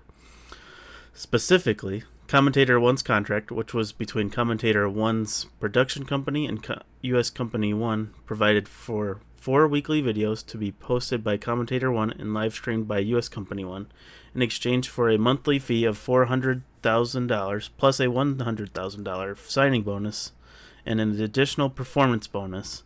Commentator 1's production company agreed that any and all content created under this agreement shall be the property of U.S. Company 1. Ooh. Okay, so Benny still owns his content. It's just being leased to Tenet or media or whatever, basically. Right, I was It's- going to say it's he's like- making it, but it's all technically the Tenet's company Yeah. videos. Yeah, like he's making it, but Tenet like. Oh no, he's like Yeah, Tenet Benny actually is- owns it in that one. Never mind. Yep, I did read that wrong. yeah.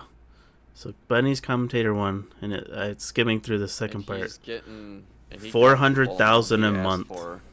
Yeah, plus a 100K signing bonus. So. And an additional performance bonus, which I guess they didn't get a monetary value on that one.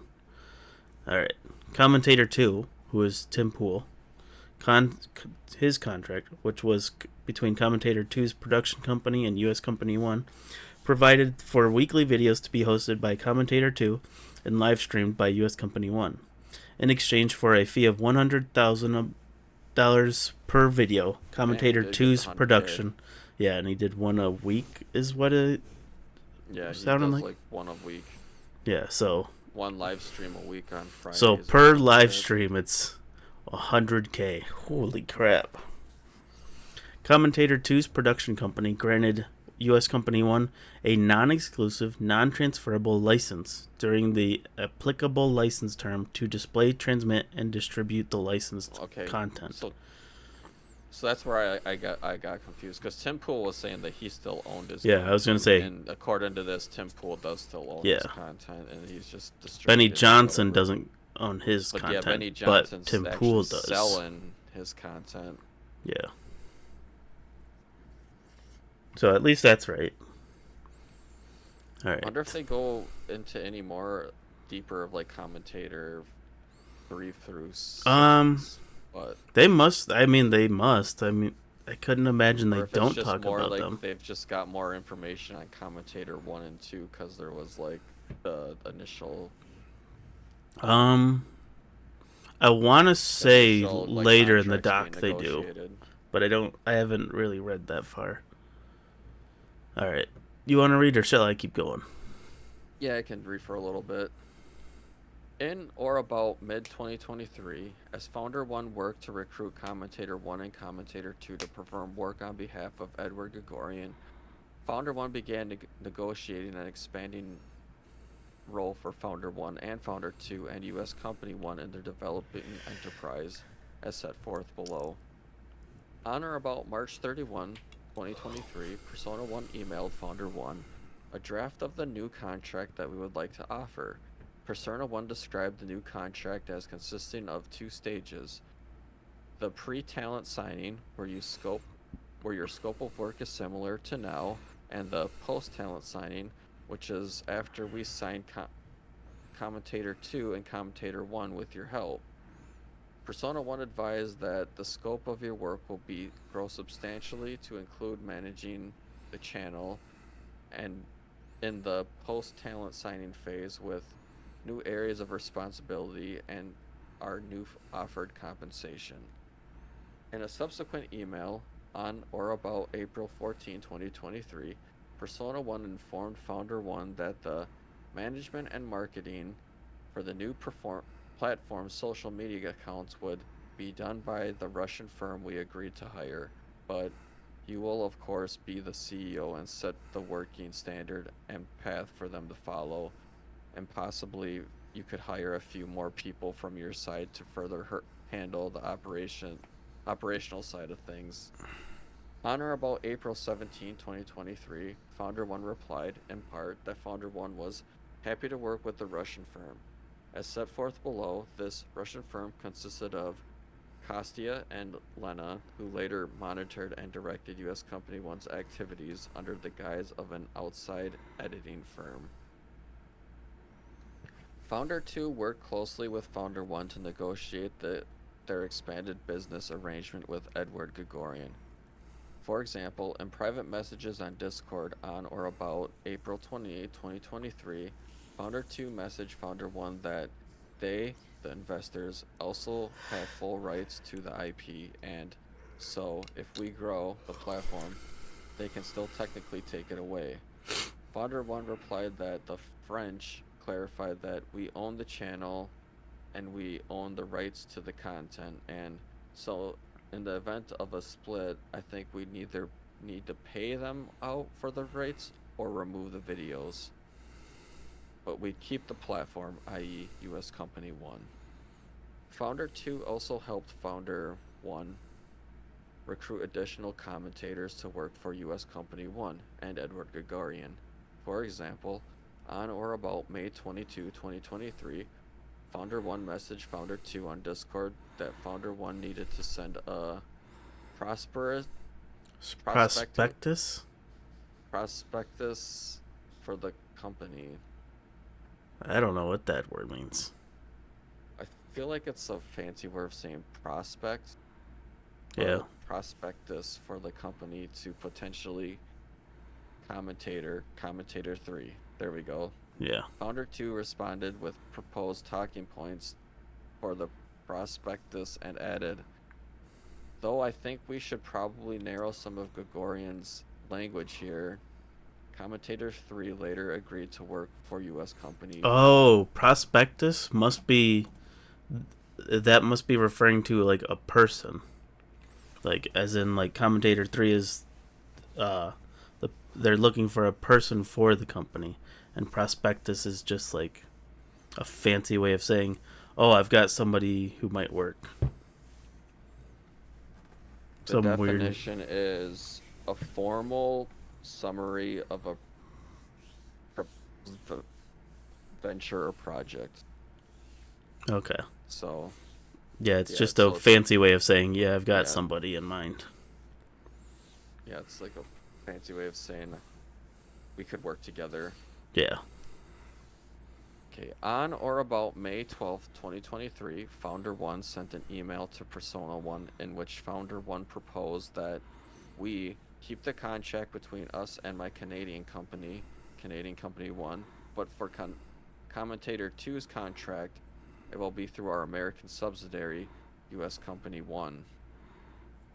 In a subsequent email on or about May 19, 2023, Founder 1 explained that Founder 1 wishes for my personal payment to be under Canadian Company 1, but the payments for the influencers go directly to US Company 1. Okay, so you might have been right there. Lauren Chen have been like funneling any of the money that directly touches her wallet or whatever, her account. She's trying to hide her payments in Canada. And there might be different laws. I was just kind of joking about that earlier, but that might literally be her. You might have been onto something there. I nailed the head. I hit the nail right on the head. there is a lot of any of the money that's touching her personal like wallet Yeah. is going through that Canadian company, and there So might be essentially, less she's trying to laws. hide herself behind the Canadian company. They might not But have like a version of FARA. so she's essentially making it so anybody they sign up after this is being paid with the U.S. company, which is tied to the Russian company. So she was Yep. trying to throw everybody else under the bus with this deal. Yeah, she basically knew she could maybe wipe her hands clean. Right. But I still think there's going to be conspiracy and money laundering charges and Yeah. shit. Oh yeah, for sure. But I She's not think getting away she with was it, but essentially there trying to be might like, all right, Tim Pool and Benny Johnson and whoever else we sign up will look like they're getting paid for she by the might Russians, dodge a but couple I'm not. charges. She might dodge a couple charges her husband's not going to dodge is basically Yeah. all I'm seeing. Okay. On or about June 13, 2023, consistent with Founder One's proposal, Persona 1 emailed Founder 1 a final service agreement that named Founder 1, Canadian Company 1, and US Company 1 as the service providers. The contract provided for a monthly fee of $8,000 for the first stage, a monthly fee of $25,000 per month for the second stage after signing Commentator 1 and Commentator 2, and additional performance incentives and commissions for engagements closed with talents and client named on the contract was neither Edward Gregorian nor Hungarian Shell Company 1 nor Czech Shell Company 1, but rather an entity based in the United Kingdom, UK Shell Company 1, that has no website. Jesus Christ. They were like, After let's see, four, let's make another shell company. yeah, we got all these shell companies. After forwarding the contract to Founder 1, 2 and discussing it with Founder 2 on Discord, Founder 1 signed the contract. So I can only imagine they make so many shell companies because then it's harder How to do you keep track track of all them? of them. Yeah, exactly. Well, that's actually what you do is you It's how literally the money shell laundering game. works. Yeah, you just like you'll funnel money into into one shell company, then go into another shell company, and then that one will split it up into a bunch of other shell companies, and they kind of just like funnel it into Yeah. bank accounts and like into like real businesses from there. It's really weird. Well, I mean, it's not weird. It's smart, but it's funny that it's not like. I mean, Yeah. it obviously is easy to catch because these guys are like naming Shell Company 1 like they're Shell Company 2, and Yeah. there probably is. It's just not in Honestly, it this. wouldn't surprise me.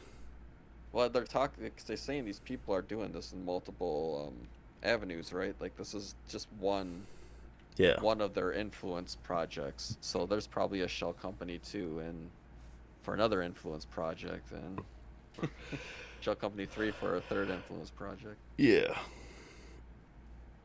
Despite describing U.S. Company 1's investor to Commentator 1 and Commentator 2 as Edward Gregorian, a purported finance professional in Western Europe, Founder 1 and Founder 2 admitted to each other in private communications that their investors were, in truth and fact, the Russians. Oh, so there's the evidence of them admitting they know Yeah, who's who. they knew that.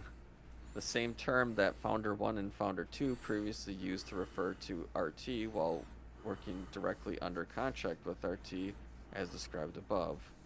On or about May 27, 2023, Founder 1 messaged Founder 2 on Discord. I'm going to ask the Russians about hiring Producer 2 this coming week. Approximately 2 days later, Founder 1 messaged Producer 2 on Discord. Here's a list of responsibilities sent over to the investors to approve bringing you on. Waiting to hear back on life or on timeline and salary. On or about August 8th, 2023, Persona 1 informed Founder 1 and Founder 2 in Discord that the request to hire a producer booker, i.e. Producer 2, was approved. Oh. Alright. I'll pick up from here. Okay. Alright. Founder 1 and Founder 2 await payment from Moscow. On or about May 31st, 2023. What was it again? Kostya. Kostya created a private Discord server containing a channel initially compromised comprised solely of Kastya, Founder 1, and Persona 1, the investor Discord channel. Kastya employed the Discord username KastyaK, well, there, that explains why they call him Kastya, which includes a variant of his first name, Kastya, and the first initial of his last... this is breaking down what 2 is. Okay.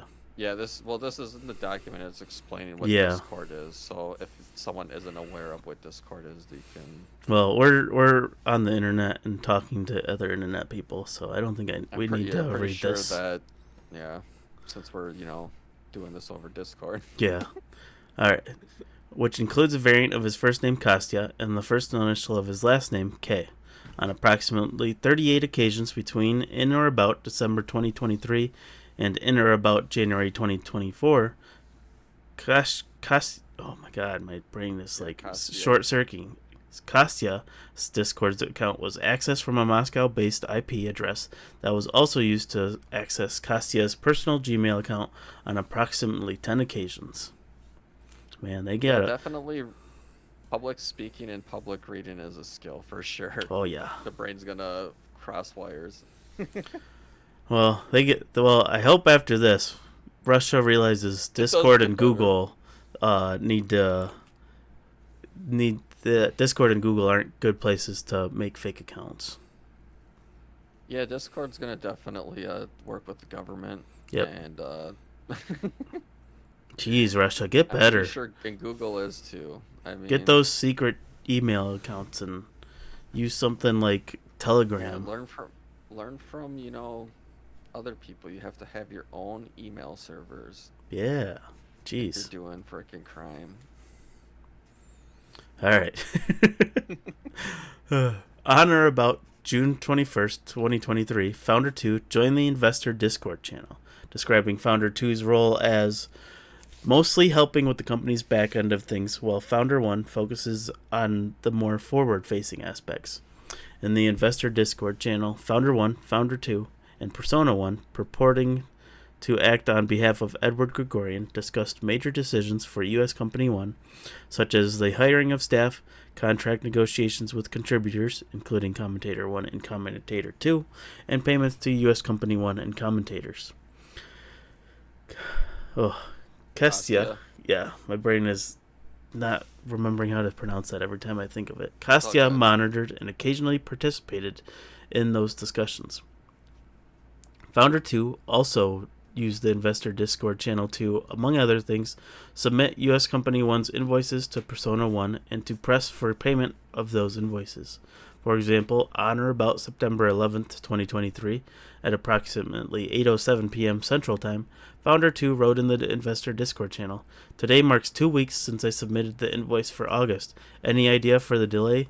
We are signing the large contracts and need to be certain we will get the funding to pay these people."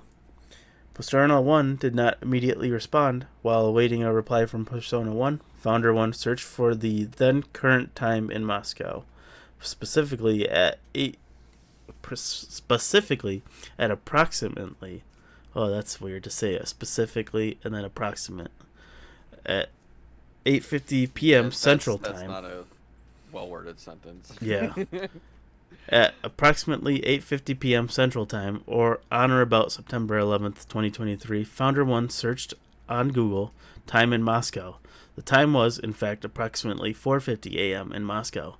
Approximately 3 days later, on or about September 14th, 2023, Founder 1 followed up in the Investor Discord channel, writing, "Hey," at Persona 1. "Just wanted to follow up and see if your finance department has any update on the transfers." Kastya. Go ahead. Sorry. I wonder if these guys would have been able to, if they were like using VPNs and stuff, or if they were like just, if that if those actually help people not get tracked and whatnot. So I feel like these are the types of influencers that when you would watch their videos, they push NordVPN or something. I'm pretty sure I have seen Lauren Chen push VPNs before. That's what I mean.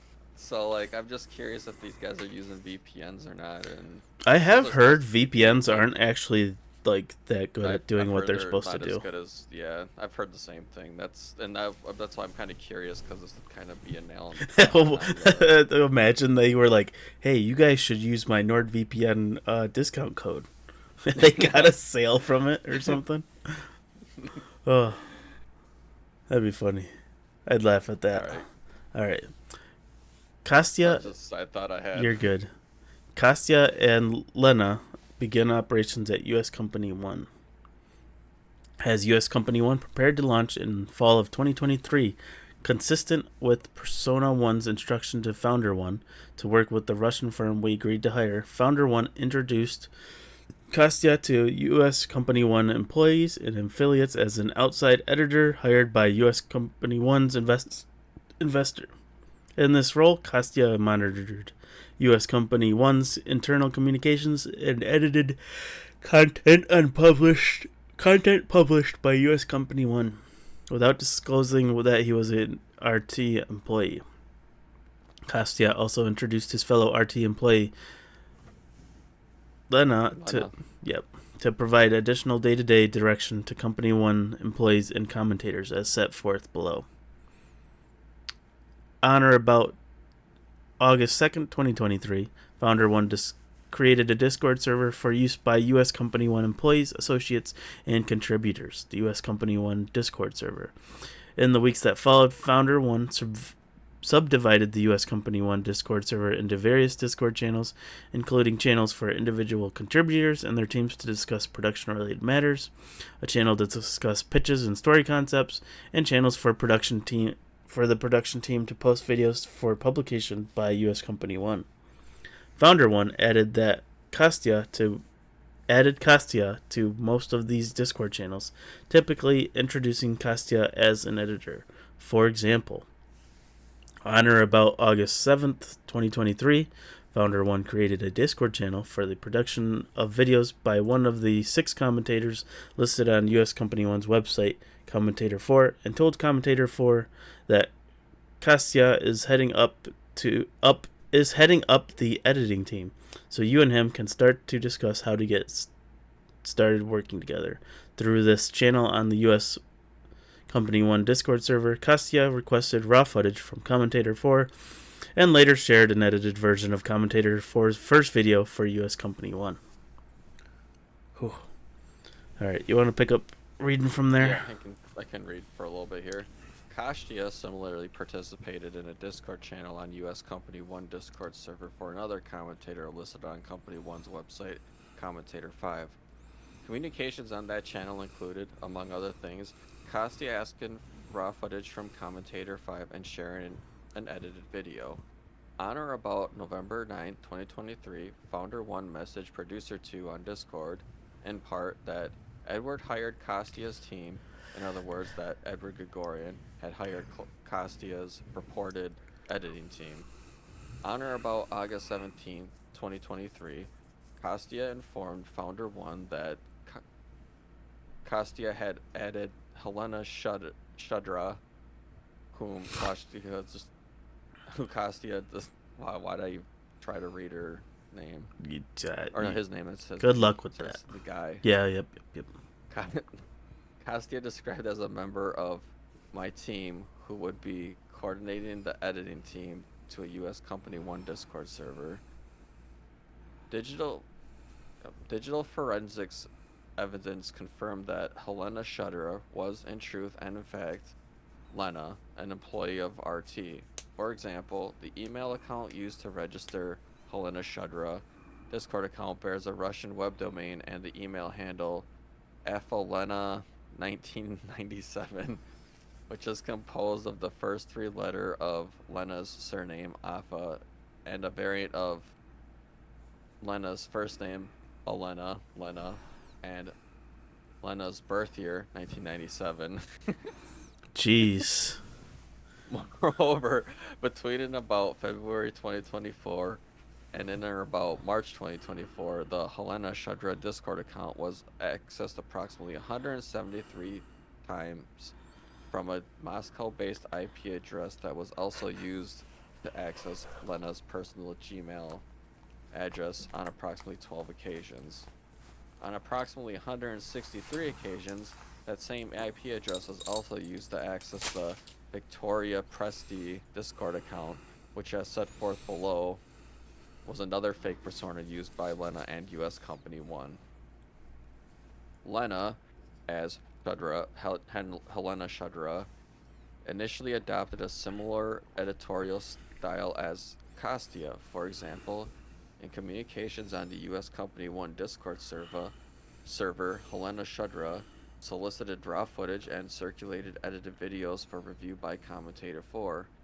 After the public launch of US Company 1, however, Lena used the Helena Shudra persona and the Victoria Pestis persona to push RT messaging through US Company 1 and expand its viewership, as set forth below. Lena steers US Company 1 marketing and messaging for RT. On or about November 1, 2023, one of the 6 commentators listed on US Company 1's website, Commentator 6, Oh, we got all the way up to the 6 of them. Woo. Yep. Posted a video on YouTube announcing the launch of US Company 1.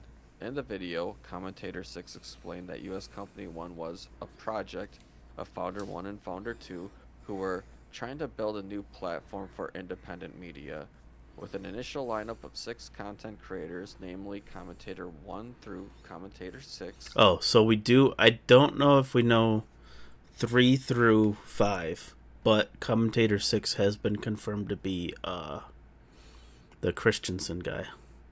Okay. So Matt, like Matt he Matt even, Christiansen or yeah, whatever he is himself number 6. said that he is Commentator 6. Okay. After the public launch of US Company 1, Lena, using her covert persona, Helena Shudra, Helena Shudra and Victoria Pesty, aggressively advanced RT's investment in US Company 1 in at least 2 ways.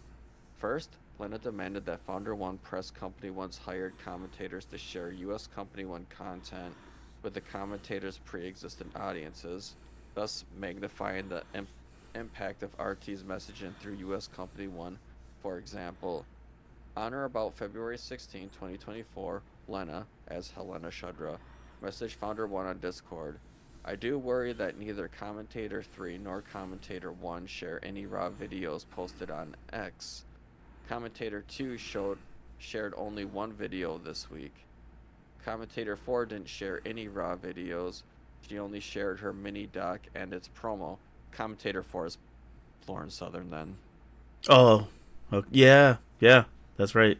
That would be her. So that's confirmed that she's the only girl. So Yep. Commentator 5 is good at sharing our content. So 5 is Dave Rubin. Okay. Right? Because he's the only person left, right? Yes. 1 is Benny Johnson. 2 is Tim Pool.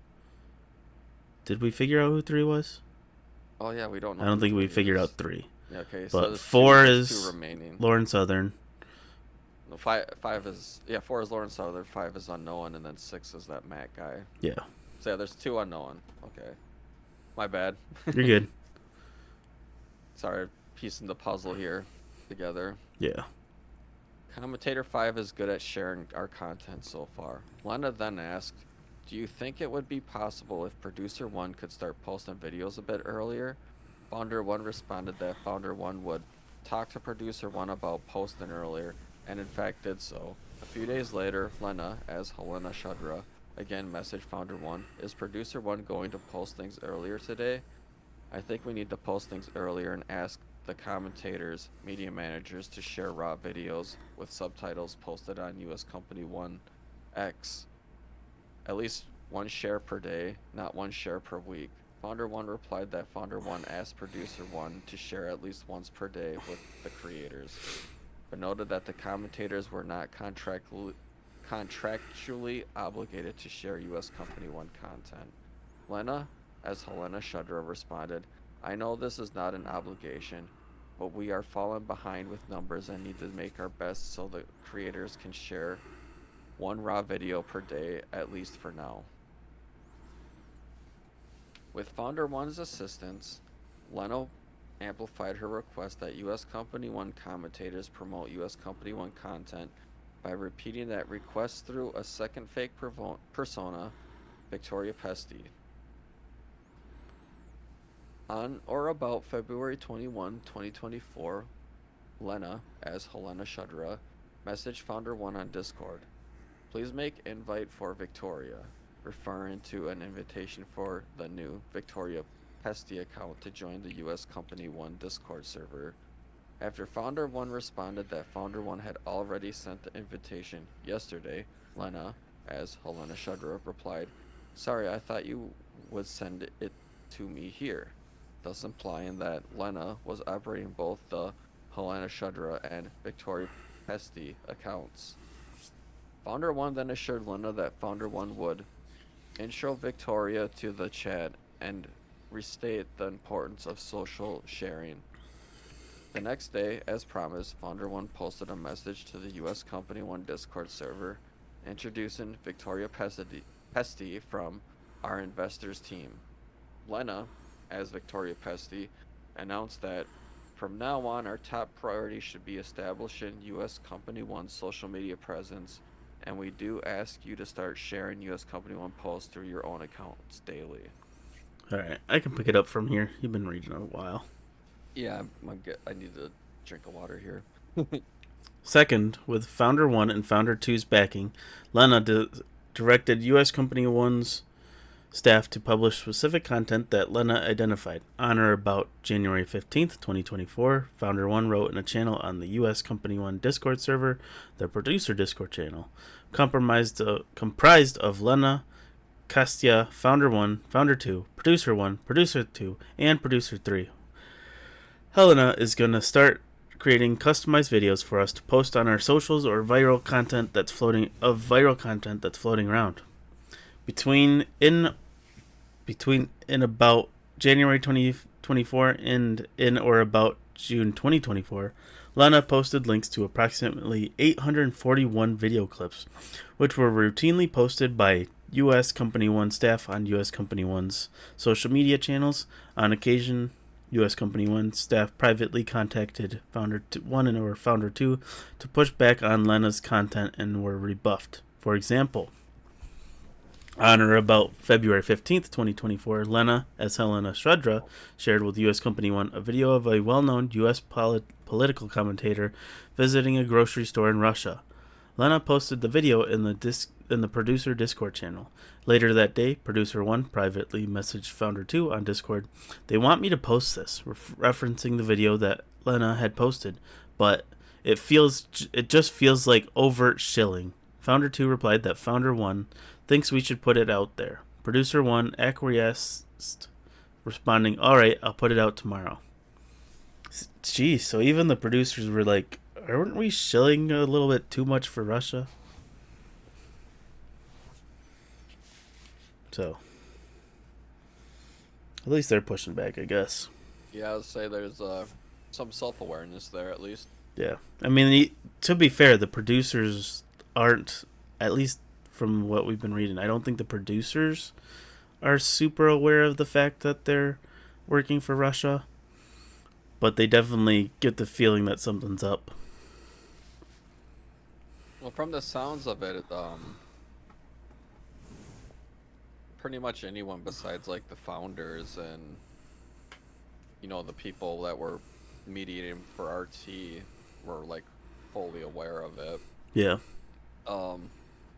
Tim Pool and Benny Johnson knew that the investor was Russian, but it's hard, there's so many Russian nationals that live abroad that it's hard to know. They knew it was a Russian who lived in France. Yeah. Alright, I'll keep going. As another example... Try to keep yeah. going. I should be able to clear all the letters out, because I haven't read much at all yet. On or about February 15th, 2024, Lena, as Helena Shudra, shared with U.S. Company 1 a video of a... Oh, wait, I read that. Whoops.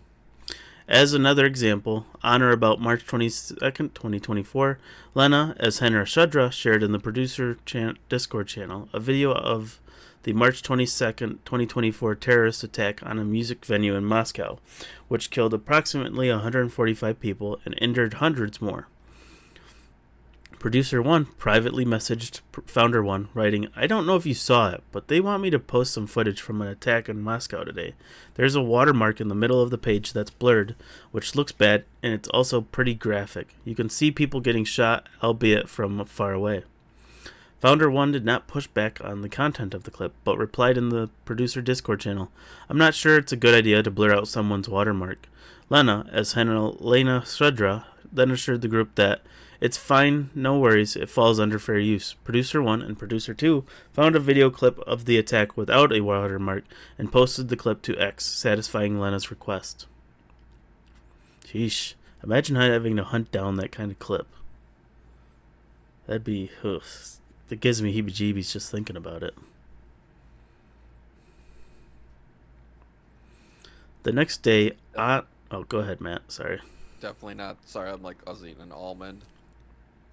How dare you? Definitely not the funnest thing to search up a terror attack where 145 people died. Yeah.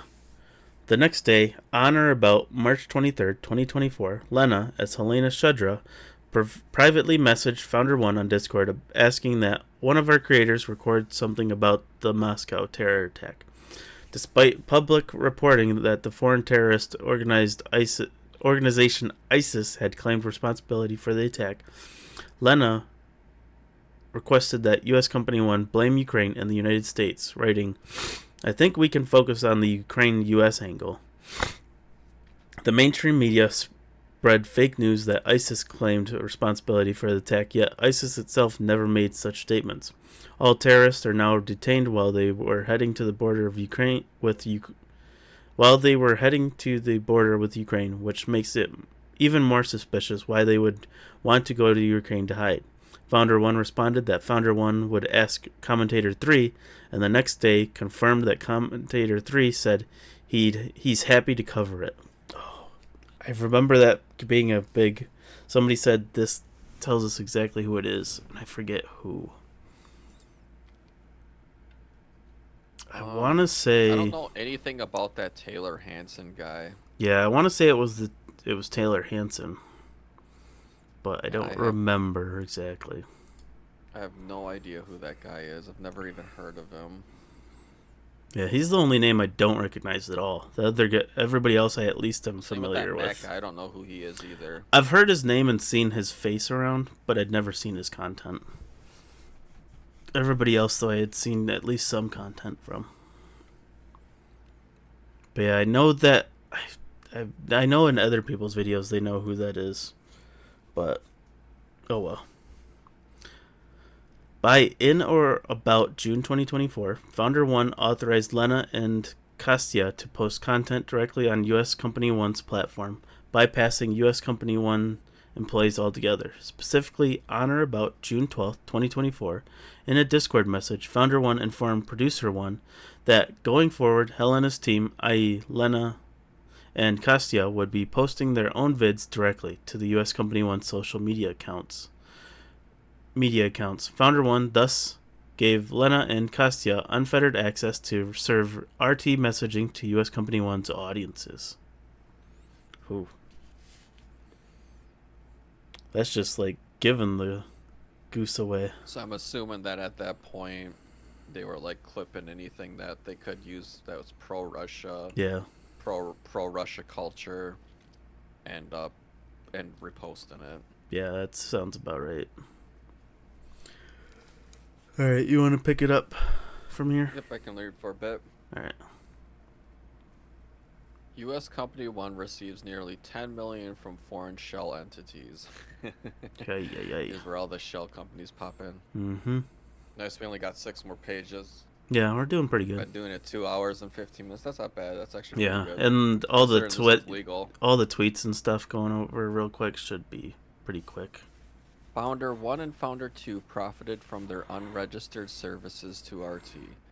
Starting in approximately August 2023, Founder 1 and Founder 2 typically submitted 2 invoices each month to Persona 1 on the investor Discord channel. One invoice for US Company 1's expenses, such as its payments to its commentators, and another invoice for Founder 1 and Founder 2's own fees and commissions. Between in or about August 2023 and in or about that's such a weird sentence. And in or about June 2020. I feel like I'm reading the stuff that I type, and I feel stupid when I type, so maybe I Yeah. should stop feeling stupid. I know, if this isn't a federal document, maybe we should just be like, yeah, it's good enough. In or about June 2024, Founder 1 and Founder 2 invoiced UK Shell Company 1 more than 9.3 million for US Company 1's expenses, which they then asked to be paid to US Company 1 bank account. Founder 1 and Founder 2 also invoiced UK Shell Entity 1 more than $760,000 for their own fees and commissions, some of which they asked to be paid to Canadian Company 1's bank account in Canada, and some of which they asked to be paid to US Company 1's bank account. I feel like that's missing an apostrophe. Yeah, I think so too. Account in the United States. Yeah, they were definitely trying to hide money in Canada. Yeah, I do think that Lauren Chen was trying to Obfuscate the whole American law. I hate to say it's being smart, but it is being smart. Yeah. Maybe that, like you were saying, there's like a different law, and I was just joking when I said it originally. I didn't think she'd actually do it. Well, maybe she dodged like a couple charges. Maybe. Not that it's gonna help. Yeah, I was gonna say, oh no, it went from 20 years to 15 years. It's probably more like one will sit 5 and one will do 3, and then they'll be on parole for like 10 years or some shit. Yeah, but anyways, probably. After Founder 1 and Founder 2 transmitted their monthly invoices to Persona 1 on the investor Discord channel, Persona 1 typically acknowledged receipts and confirmed payments. Between in or about October 2023 and in or about August 2024, the U.S. Company 1 bank account received approximately 30 wire transfers from foreign entities, totaling approximately 9.7 million. God. Why can't someone send me 9.7 million? Yeah. I'm just kidding. I'll start shilling for Russia. U.S. Company 1. I probably have some like views that Russia could like monetize, but I'm not popular.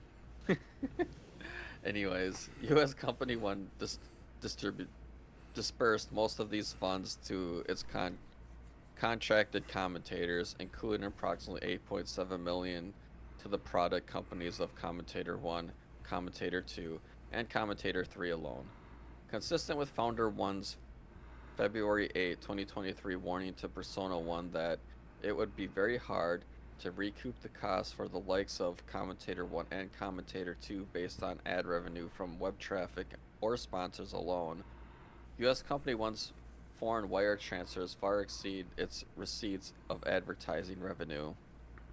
Indeed, the approximately 9.7 million that U.S. Company 1 received from foreign wire transfers represented nearly 90% of all the deposits into U.S. Company 1's bank account from in or about October 2023 to in or about August 2024.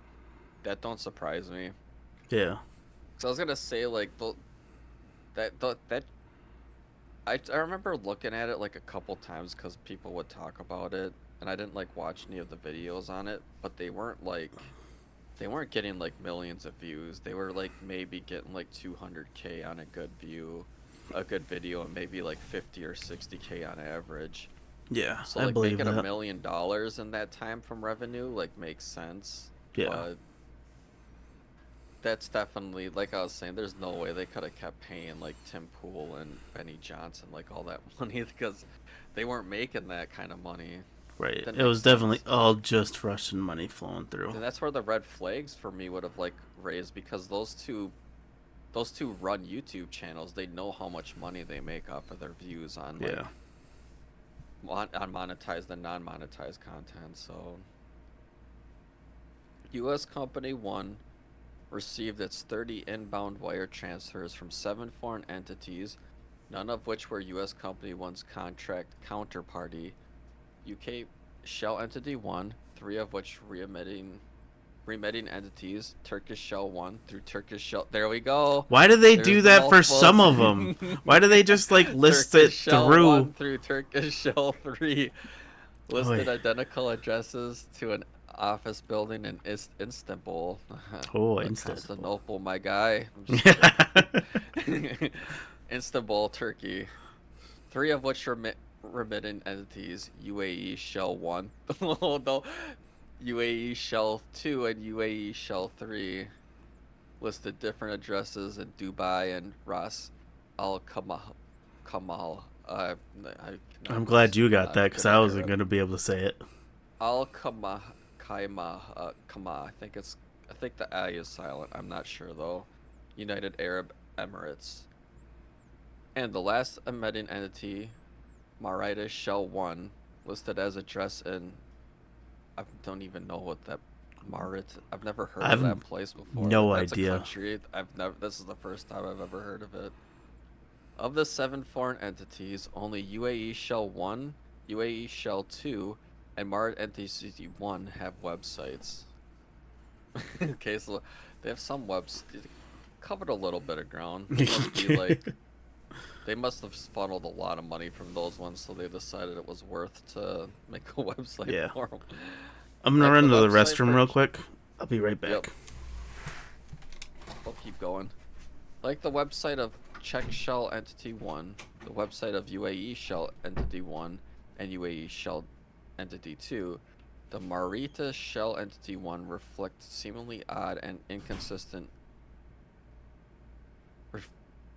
reflects seemingly odd and inconsistent information. For example, Marietta Shell Entity 1 appears to maintain 2 websites using nearly identical domain names, one claiming to supply agricultural products, and the other purports to be a digital marketing agency. As another example, the website of UAE Shell 1 states in part, "Our company is always happy to create and implement new projects on the market. We are ready to provide a full range of services from creating a project to bringing it into the world's top ratings."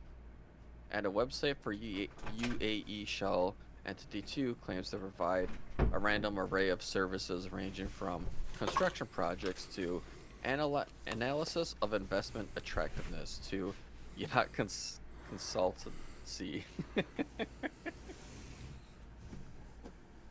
Oh, is this I so? guess it's, This whole section going over what these companies did in quotation marks? yeah, it's what they were supposedly covering in the UAE Shell Entity 2 provided random array of services ranging from construction projects to analysis of investment attractiveness to yacht consultancy.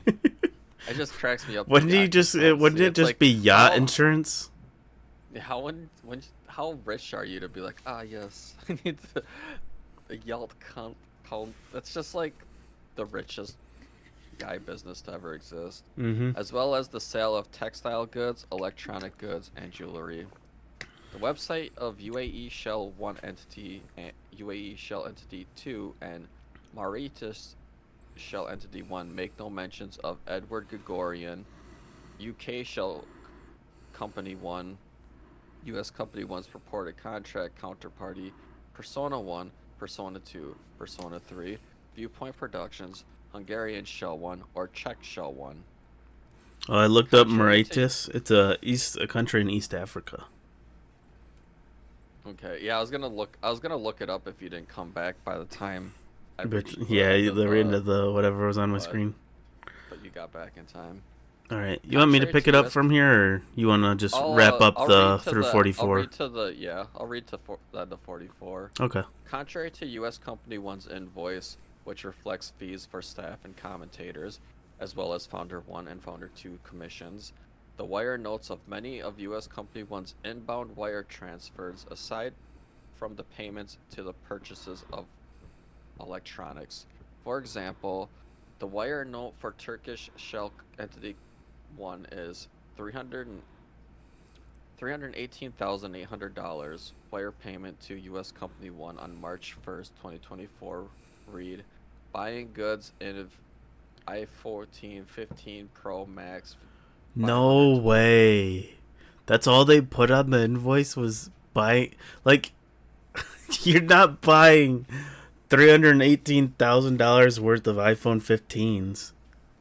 Right. So that's, oh my god, that's horrible. Boy. All right, To sorry, keep deliver going. funds. Yeah, no, that I was just gonna say something, and you basically took the words out of my freaking mouth. Like, what the hell? Okay, to deliver funds into U.S. Company 1 bank account, each of U.S. Company 1's 30 inbound international wire transfers, which total nearly $10 million, as set forth above, utilized a correspondent bank in Manhattan, New York. According to records on the FIRA unit, neither U.S. Company 1 nor Founder 1 nor Founder 2 has ever registered as a foreign agent with the Attorney General. Oof. Not good. Not good at all. Not a place you wanna Statutory allegations. Keep going. Go ahead, Matt. Sorry. No, so not a place you want to be at. No. That's all I was gonna add. Yep. That's the Attorney General is a federal position, right? So there's There's state, there's like state and then districts, like yeah. every state has like multiple districts within it, and then there's a federal, and I'm assuming this is It's federal because it's a FARA. federal position, positioned Attorney General, yeah. All right. The statutory allegations. The things we forgot to say that this is all allegations and none of it is proven true. So we can't get sued. Which is also a lie. They could still sue us. Well, they could try. Yeah, neither of us have anything worth it. I don't think anyone cares. We're too small. All right. Count 1. Conspiracy to violate the Foreign Agencies Registration Act. From at least in or about December 2022 through at least in or about September 2024 in the Southern District of New York, Russia, and elsewhere, Kostya and Lena, aka Kostya, aka I'm not going to read the whole thing. Kostya and Lena, the defendants and also others known and unknown, knowingly and intentionally did combine, conspire, confederate, and agree together with each other to commit an offense against the United States, to wit, to knowingly and willingly act and cause U.S. Company 1, Founder 1, and Founder 2 to act as agents of foreign principals without registering with the Attorney General in violation of Title 22, United States Code, Sections 612 and 618. So does that mean the defendants and the others known and unknown? Oh, that just means like people they haven't found in this document yet. There's gonna this. I'm assuming this hasn't went to discovery, which is gonna really uncover a lot of shit. Yeah. But this is just like the preliminary. Like, yeah, this would be their search. everything This would be gathered. the others known and unknown would be referring to other people like Yeah. Kostya and Lena. Yeah, so there's gonna be more people they dig up that Yeah. will be Yep. eventually charged in this. It was a part and an object of the conspiracy that Kostya and Lena, the defendants, and wait, why did they put the Kostya but not? They didn't put the AKA Kostya, but they did put the AKA Lena. It's so inconsistent. Jeez, what these the federal these people need to nicknames. get better at typing up the pages. Jeez, making us lowly nobodies look like we're smart. Sorry, that was so stupid of me to even bring up. The defendants and others known and unknown would and did knowingly and willfully act and cause U.S. Company 1, Founder 1, and Founder 2 to act as agents of foreign principals without registering with the Attorney General, as required by law, in a violation of Title 22, United States Code, Section 612 and 618. overacts in furtherance of the conspiracy and to effect the illegal object thereof, Kostya and Lena, the defendants, and others known and unknown, committing the following overt acts, among others, in the Southern District of New York and elsewhere.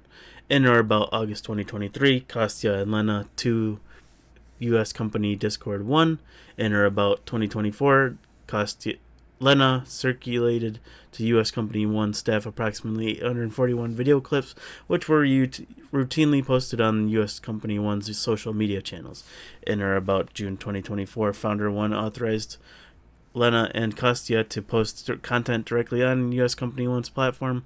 Between in or about October 23 and in or about August 2024, members of the conspiracy caused U.S. Company 1 to receive approximately 38 international wire transfers from foreign shell entities in furtherance of the conspiracy, each of which was processed by a correspondent bank in the Southern District of New York.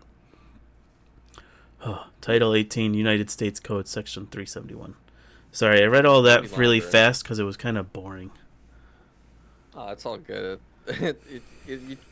We've been reading for 2.5 hours, and it's a 32-page document. Yeah. There's a point where you try to rush it. All right.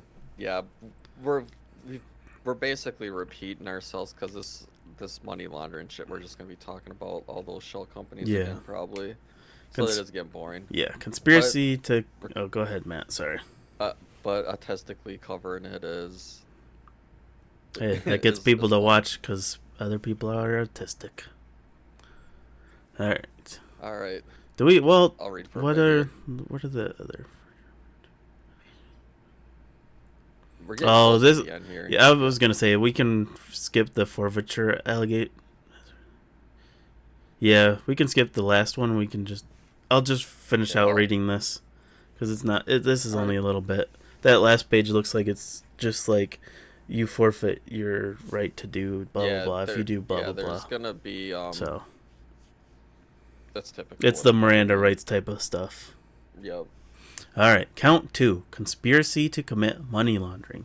The grand jury further charges the allegations contained in paragraphs 1 through 44 of this indictment are incorporated as though fully set forth herein. From at least in or about December 2022 through at least in or about September 2024 in the Southern District of New York, Russia, and elsewhere, Kostya and Lena, the defendants, and others known and unknown, willfully and knowingly combined, conspired, confederated, and agreed together and with each other to commit money laundering in violation of Title 18, United States Code, Section 1956 A2A. 50. It was a part and an object of the conspiracy that Kostya and Lena, the defendants and others known and unknown, would and did transport, transmit, and transfer, and attempt to transport, transmit, and transfer a monetary instrument and funds from a place in the United States to and through a place outside the United States and to a place in the United States from and through a place outside the United States with the intent to promote the carrying on of specified unlawful activity, to wit, felony violations of the Foreign Agents Registration Act in violation of Title 18, United States Code, Section 1956 A2A. Oh. Well, that was a fucking document. Yeah, this last page just seems kind of like unneeded to be read. Yeah, this is just like saying that like you can't transfer property or can't sell stuff or whatever. Yeah. All right. Blah, blah. That was a lot of reading. That was a lot. It was very informative though. Now we know what to say to people when they bring it up. I've if anybody watched does. A few people talk about this, and I still learned stuff from that. So, all right. Not that I did a deep dive or anything. Yeah. But... I say we skip out on the YouTube videos and just go over the Twitter responses I've got here. Yeah, I'm down with checking out the Twitter. I'm gonna start with this Eric Toller, which is where I originally found the indictment. This is where I originally seen him too. Yeah. Was that originally seen him on Twitter, I should say. Yeah. So he originally makes a post saying a new DOJ indictment alleges that employees covertly funded and directed a U.S. company with $10 million in order to push pro-Russia content. The company is based in Tennessee. There is one media company in Tennessee with the same phrase listed in the indictment, and they show the phrase, the heterodox commentator's phrase, where it's at on the page as well, the 6 talents, and then the fact that it is Tenet Media and they're based out of Tennessee. Then he further explains where the Canadian entity is, explains who is, because this is the first tweet was thinking it might be Dave Rubin as the 2.4, but then he realized it was Benny Johnson. Then we realized that commentator 6 is Matt Christensen. Yep. The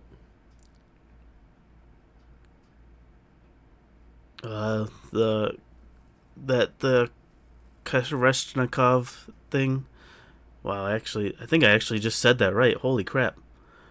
That's actually referring to a chemical drug or a chemical weapon, which is intense. Well, Kalashnikov is a common, or not a common, but that's like it's common for Russians. That's the Russian version of Smith. Smith. It's not exactly common, but it's common because of the AK. Yeah. That's what the AK stands for. Oh, yeah, it does. His last name is Kalashnikov, so... Okay, I think that's it as far as his tweets are concerned. I just wanted to read those off because it was important. I don't know what that was clicked on. I clicked on a couple DraftKings things, apparently. Alright, so Tim Pool's response to this, as far as his Twitter is concerned. Do you want to read this off, Matt? Yeah, I can do that. Oh, I did want to say, before you read this, both Tim Pool and I believe Benny Johnson's original tweets. I think Benny Johnson still says this, but Tim Pool, this is a corrected tweet.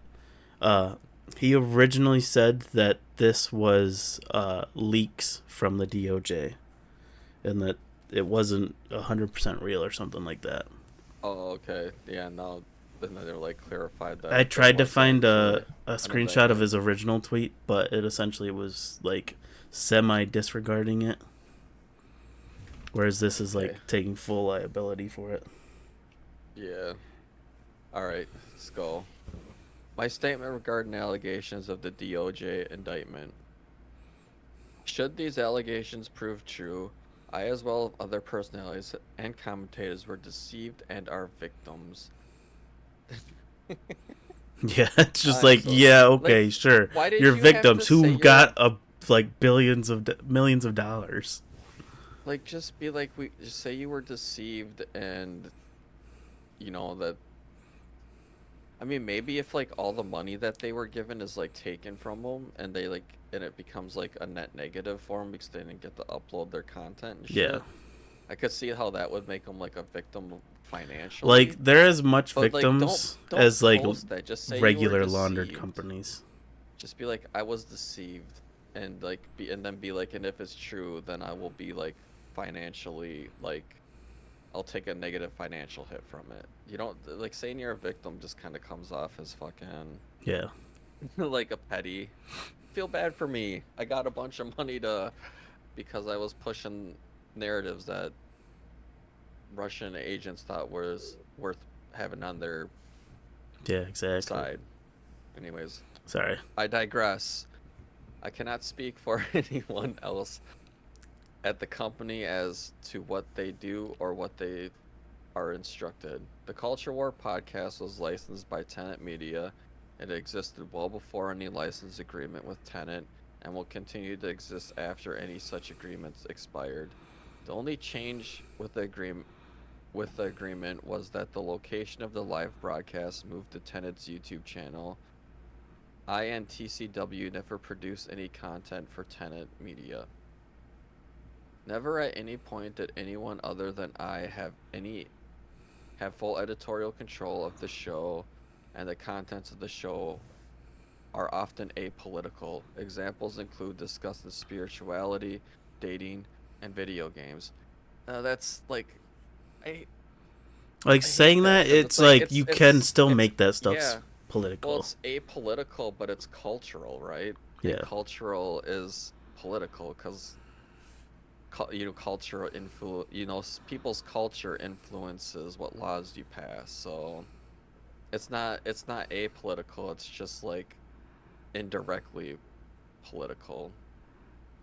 I don't know. That's it feels like some sweep in there. Yeah, exactly. This Sorry, I have to interject my opinion on Oh, this you're shit. good. That I read this tweet earlier, and I was like, yeah, technically those things are apolitical, but that doesn't mean you can't make them political. Right, exactly. 100% agree there. The show is produced in its entirety by our local team without input from anyone external to the company.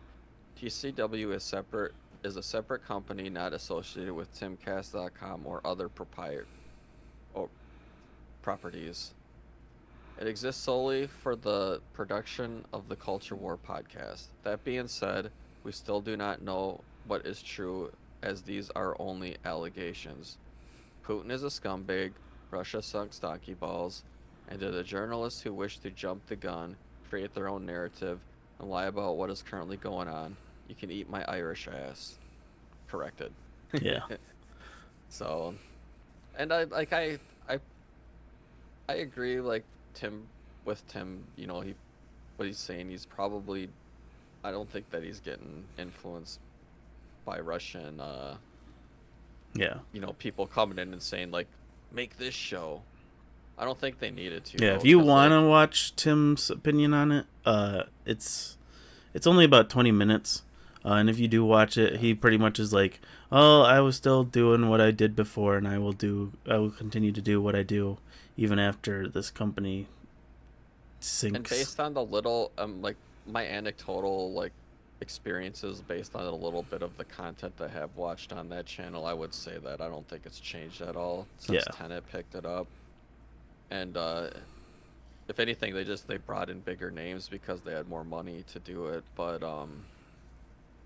Yeah, I'd have to do. I don't think I'm sure there's I don't think somebody they who's needed doing a to. deep dive as we speak into Yeah. exactly what may or may not have changed. But at least from my perspective of like what of the little bit I've seen of clips since I've stopped watching him, he doesn't seem to have changed much. But But it I will does say that still he's like, feel icky to be like, yeah, well, all the money I'm getting did come from the yeah. Russian disincentives. And I will say that they really didn't need to influence him because he's like Tim Pool's super anti-war, so like Yeah. he's been against the Ukraine war from the start. And that's when I said earlier that I could make money from Russia. That's the one thing I'm That's super probably anti-war why they too. approached him, So is because he was yeah, already in the anti-war the anti-war bandwagon. camp. So like, and that's one of the reasons why I watch him is because that's like the one thing he's consistent on. But like I've been against the Ukraine war like from the start, and Yeah, like even like all the funding we're giving Israel and Palestine and all that, I'm against that too. But like you don't need to give like influence on like that because he's gonna be pushing the anti-Ukraine narrative anyways. And I will say that like there's some stuff that Tim has said that you're just like, wow, you yeah. almost do Did feel you like he's like see? Did you see what he said? Not last week, but I think the week before, about Ukraine. there is. It's a few weeks ago he said some really crazy shit. I remember Yeah, it that, but was like it was something it's like just Ukraine will be the end of the United States, and these liberals are just doing it so that the government destroys itself faster or something like that. And yeah, I was like, that's a bit over the top, but it's hyperbolic. But yeah, like the message that he's like trying to send, I like semi agree with. Like I do think that the U.S. is like funding a war that, well, it's fighting in Russia now. So you're like right. if We're a nuclear bomb dropped like at any point now, it wouldn't be the biggest surprise in the universe. I hate to say it. that's a And I fair think that's what statement. like people like Tim worry about, is that the nukes are gonna start dropping, and he gets super hyperbolic. I was gonna about say, it. I feel like he gets a bit too over the top and hyperbolic about it. Because But it could go the other way around too. Because if Russia pushed far enough into Ukraine, I feel like they would start using nukes to like finish the job off. So Yeah. like, there's I understand like the point of the aid and like what we're trying to do, but I just really wish that there was other option though. yeah, I wish if Russia shouldn't have invaded like that, but that yeah, obviously exactly. that can't unhappen. That happened. So Well, until we invent time travel. I don't know. I feel like if time travel existed, that it doesn't work. So Fair enough. You have already ruined my argument. How dare you? regardless, All right, moving on to Benny let's go Johnson's on statement. to let's see some more of these. His is luckily a tweets here. lot shorter. A statement. I'll read it. You can skip this Okay, one. yep. I'll read it out. A statement on the leaked DOJ indictment today. Funny that because he says leaked, but it's literally just the indictment. A year ago, a media startup pitched my company to provide content as an independent contractor. Our lawyers negotiated a standard arm's length deal, which was later terminated. We are disturbed by the allegations in today's indictment, which make clear that myself and other influencers were victims in this alleged scheme. My lawyers will handle anyone who states or suggests otherwise. I mean, you are a victim, quote unquote, but you've made a ton of money off of this victimhood. I like that top comment. The Yeah, indictment the wasn't leaked, DOJ it was wasn't leaked; it unsealed. was unsealed. It's true, though, and that's what I'm saying is like this document could have been like wrote like months ago, and we're just now seeing it. So It did say August of 2024, so yeah, there is parts it that was said at he mentioned least September, a couple weeks old. But we don't know that's when about like it. the evidence was gathered and Yeah. certain other like parts of it were wrote and whatnot. Yeah, but they were essentially establishing near the end that from the earliest date we can find until now, August is assuming when they wrote it, that you guys have been doing sussy stuff. So I think they wrote it in August and published it yesterday. But I did want to look at Ben Shapiro's tweet as well as up there. And then I forgot to click on it, but if you know who Medicare is, he has a couple funny tweets referencing it. Oh, I didn't click on it. Crap. Here we go.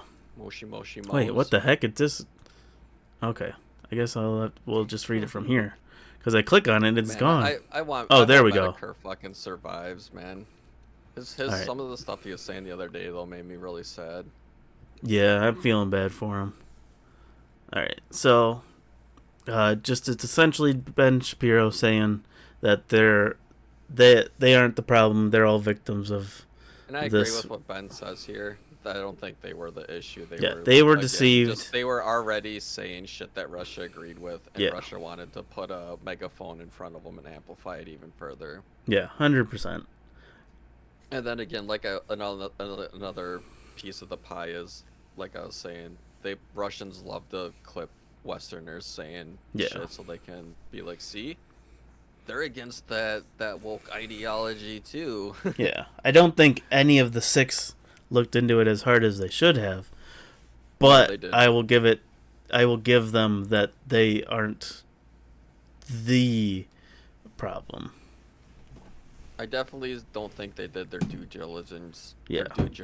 Due diligence and seeing where these large sums of money that people were willing to throw at them for content that they know that they were making 10% or less of what they would be making that they're getting instead. Do I hope going forward all 6 of them have learned a lesson from this and will look into future companies and sponsors and stuff harder?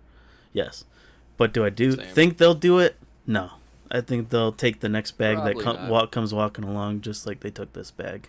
I feel like it remember was it like 2 or 3 years ago when it came out that established lords and all those ones that people were pushing in YouTube videos were fake companies.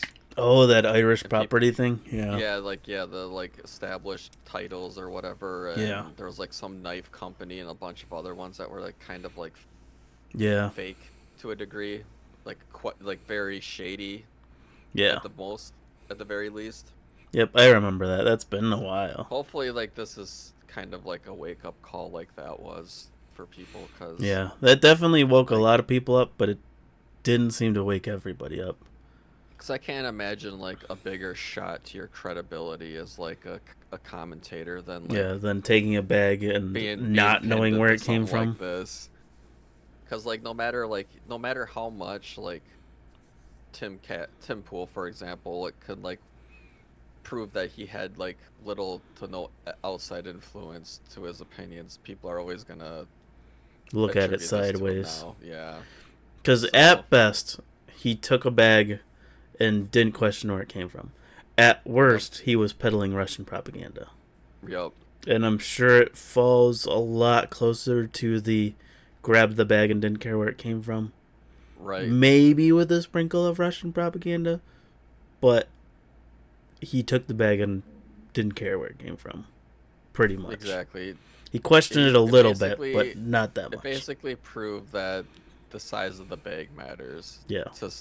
To these a lot of these people, and I've seen a lot of like pushback from like smaller influencers that they're kind of over, like they have to realize that there's a huge grift in the Yeah. right sphere right now, which is me is kind of happy because I'm really sick of the grift on both sides.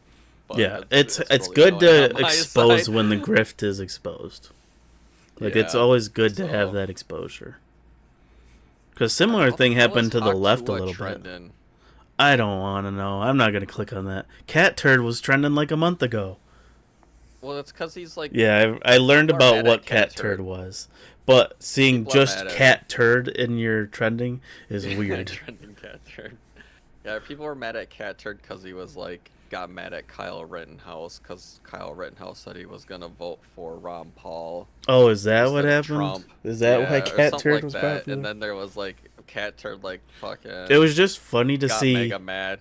Because it said politics trending, cat turd, and I'm like, what the hell is cat turd, and why is it trending in politics of all places?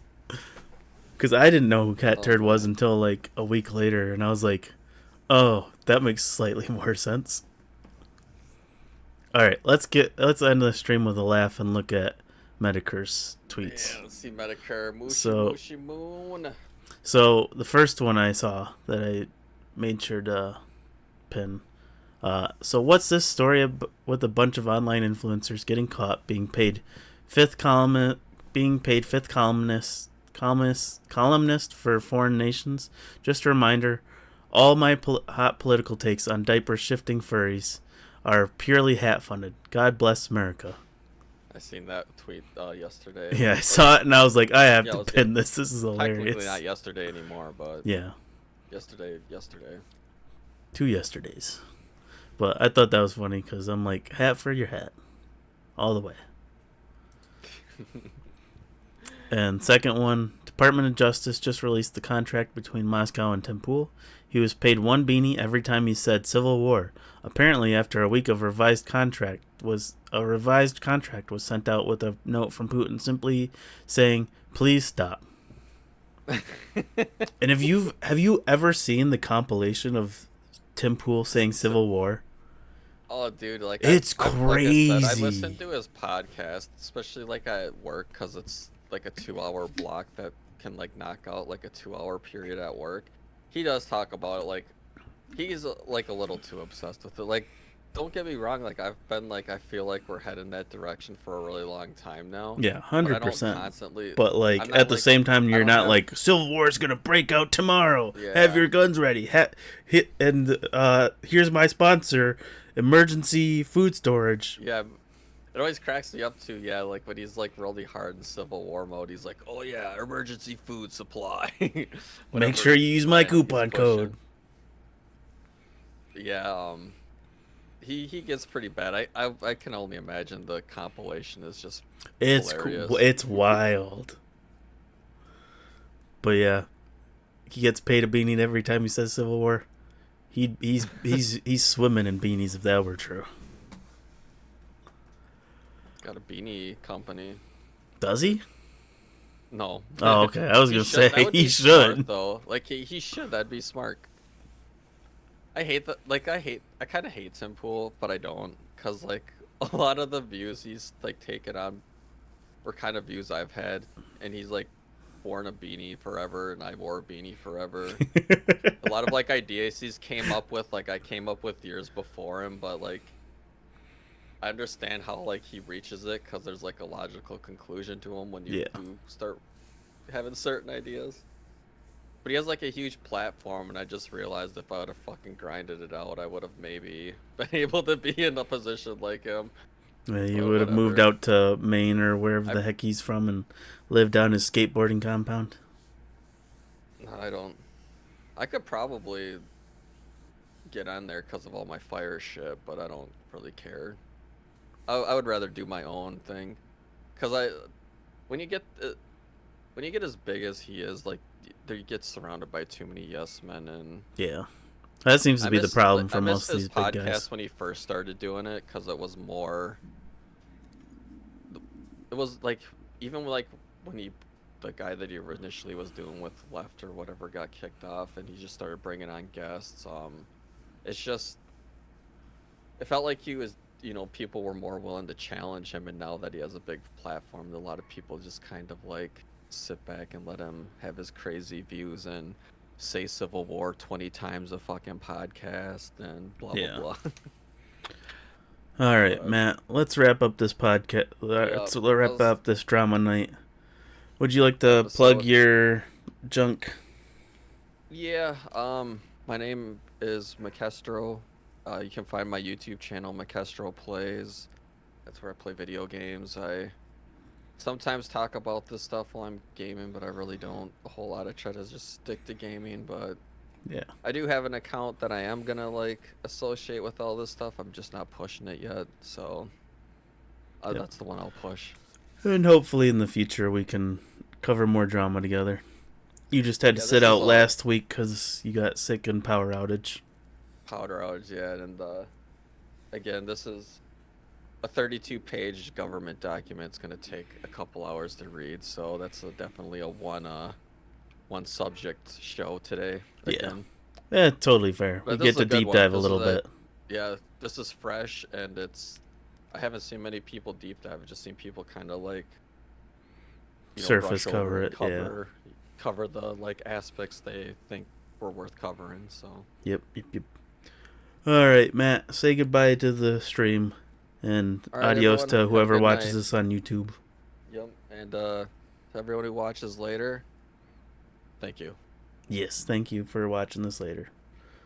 Adios. Peace.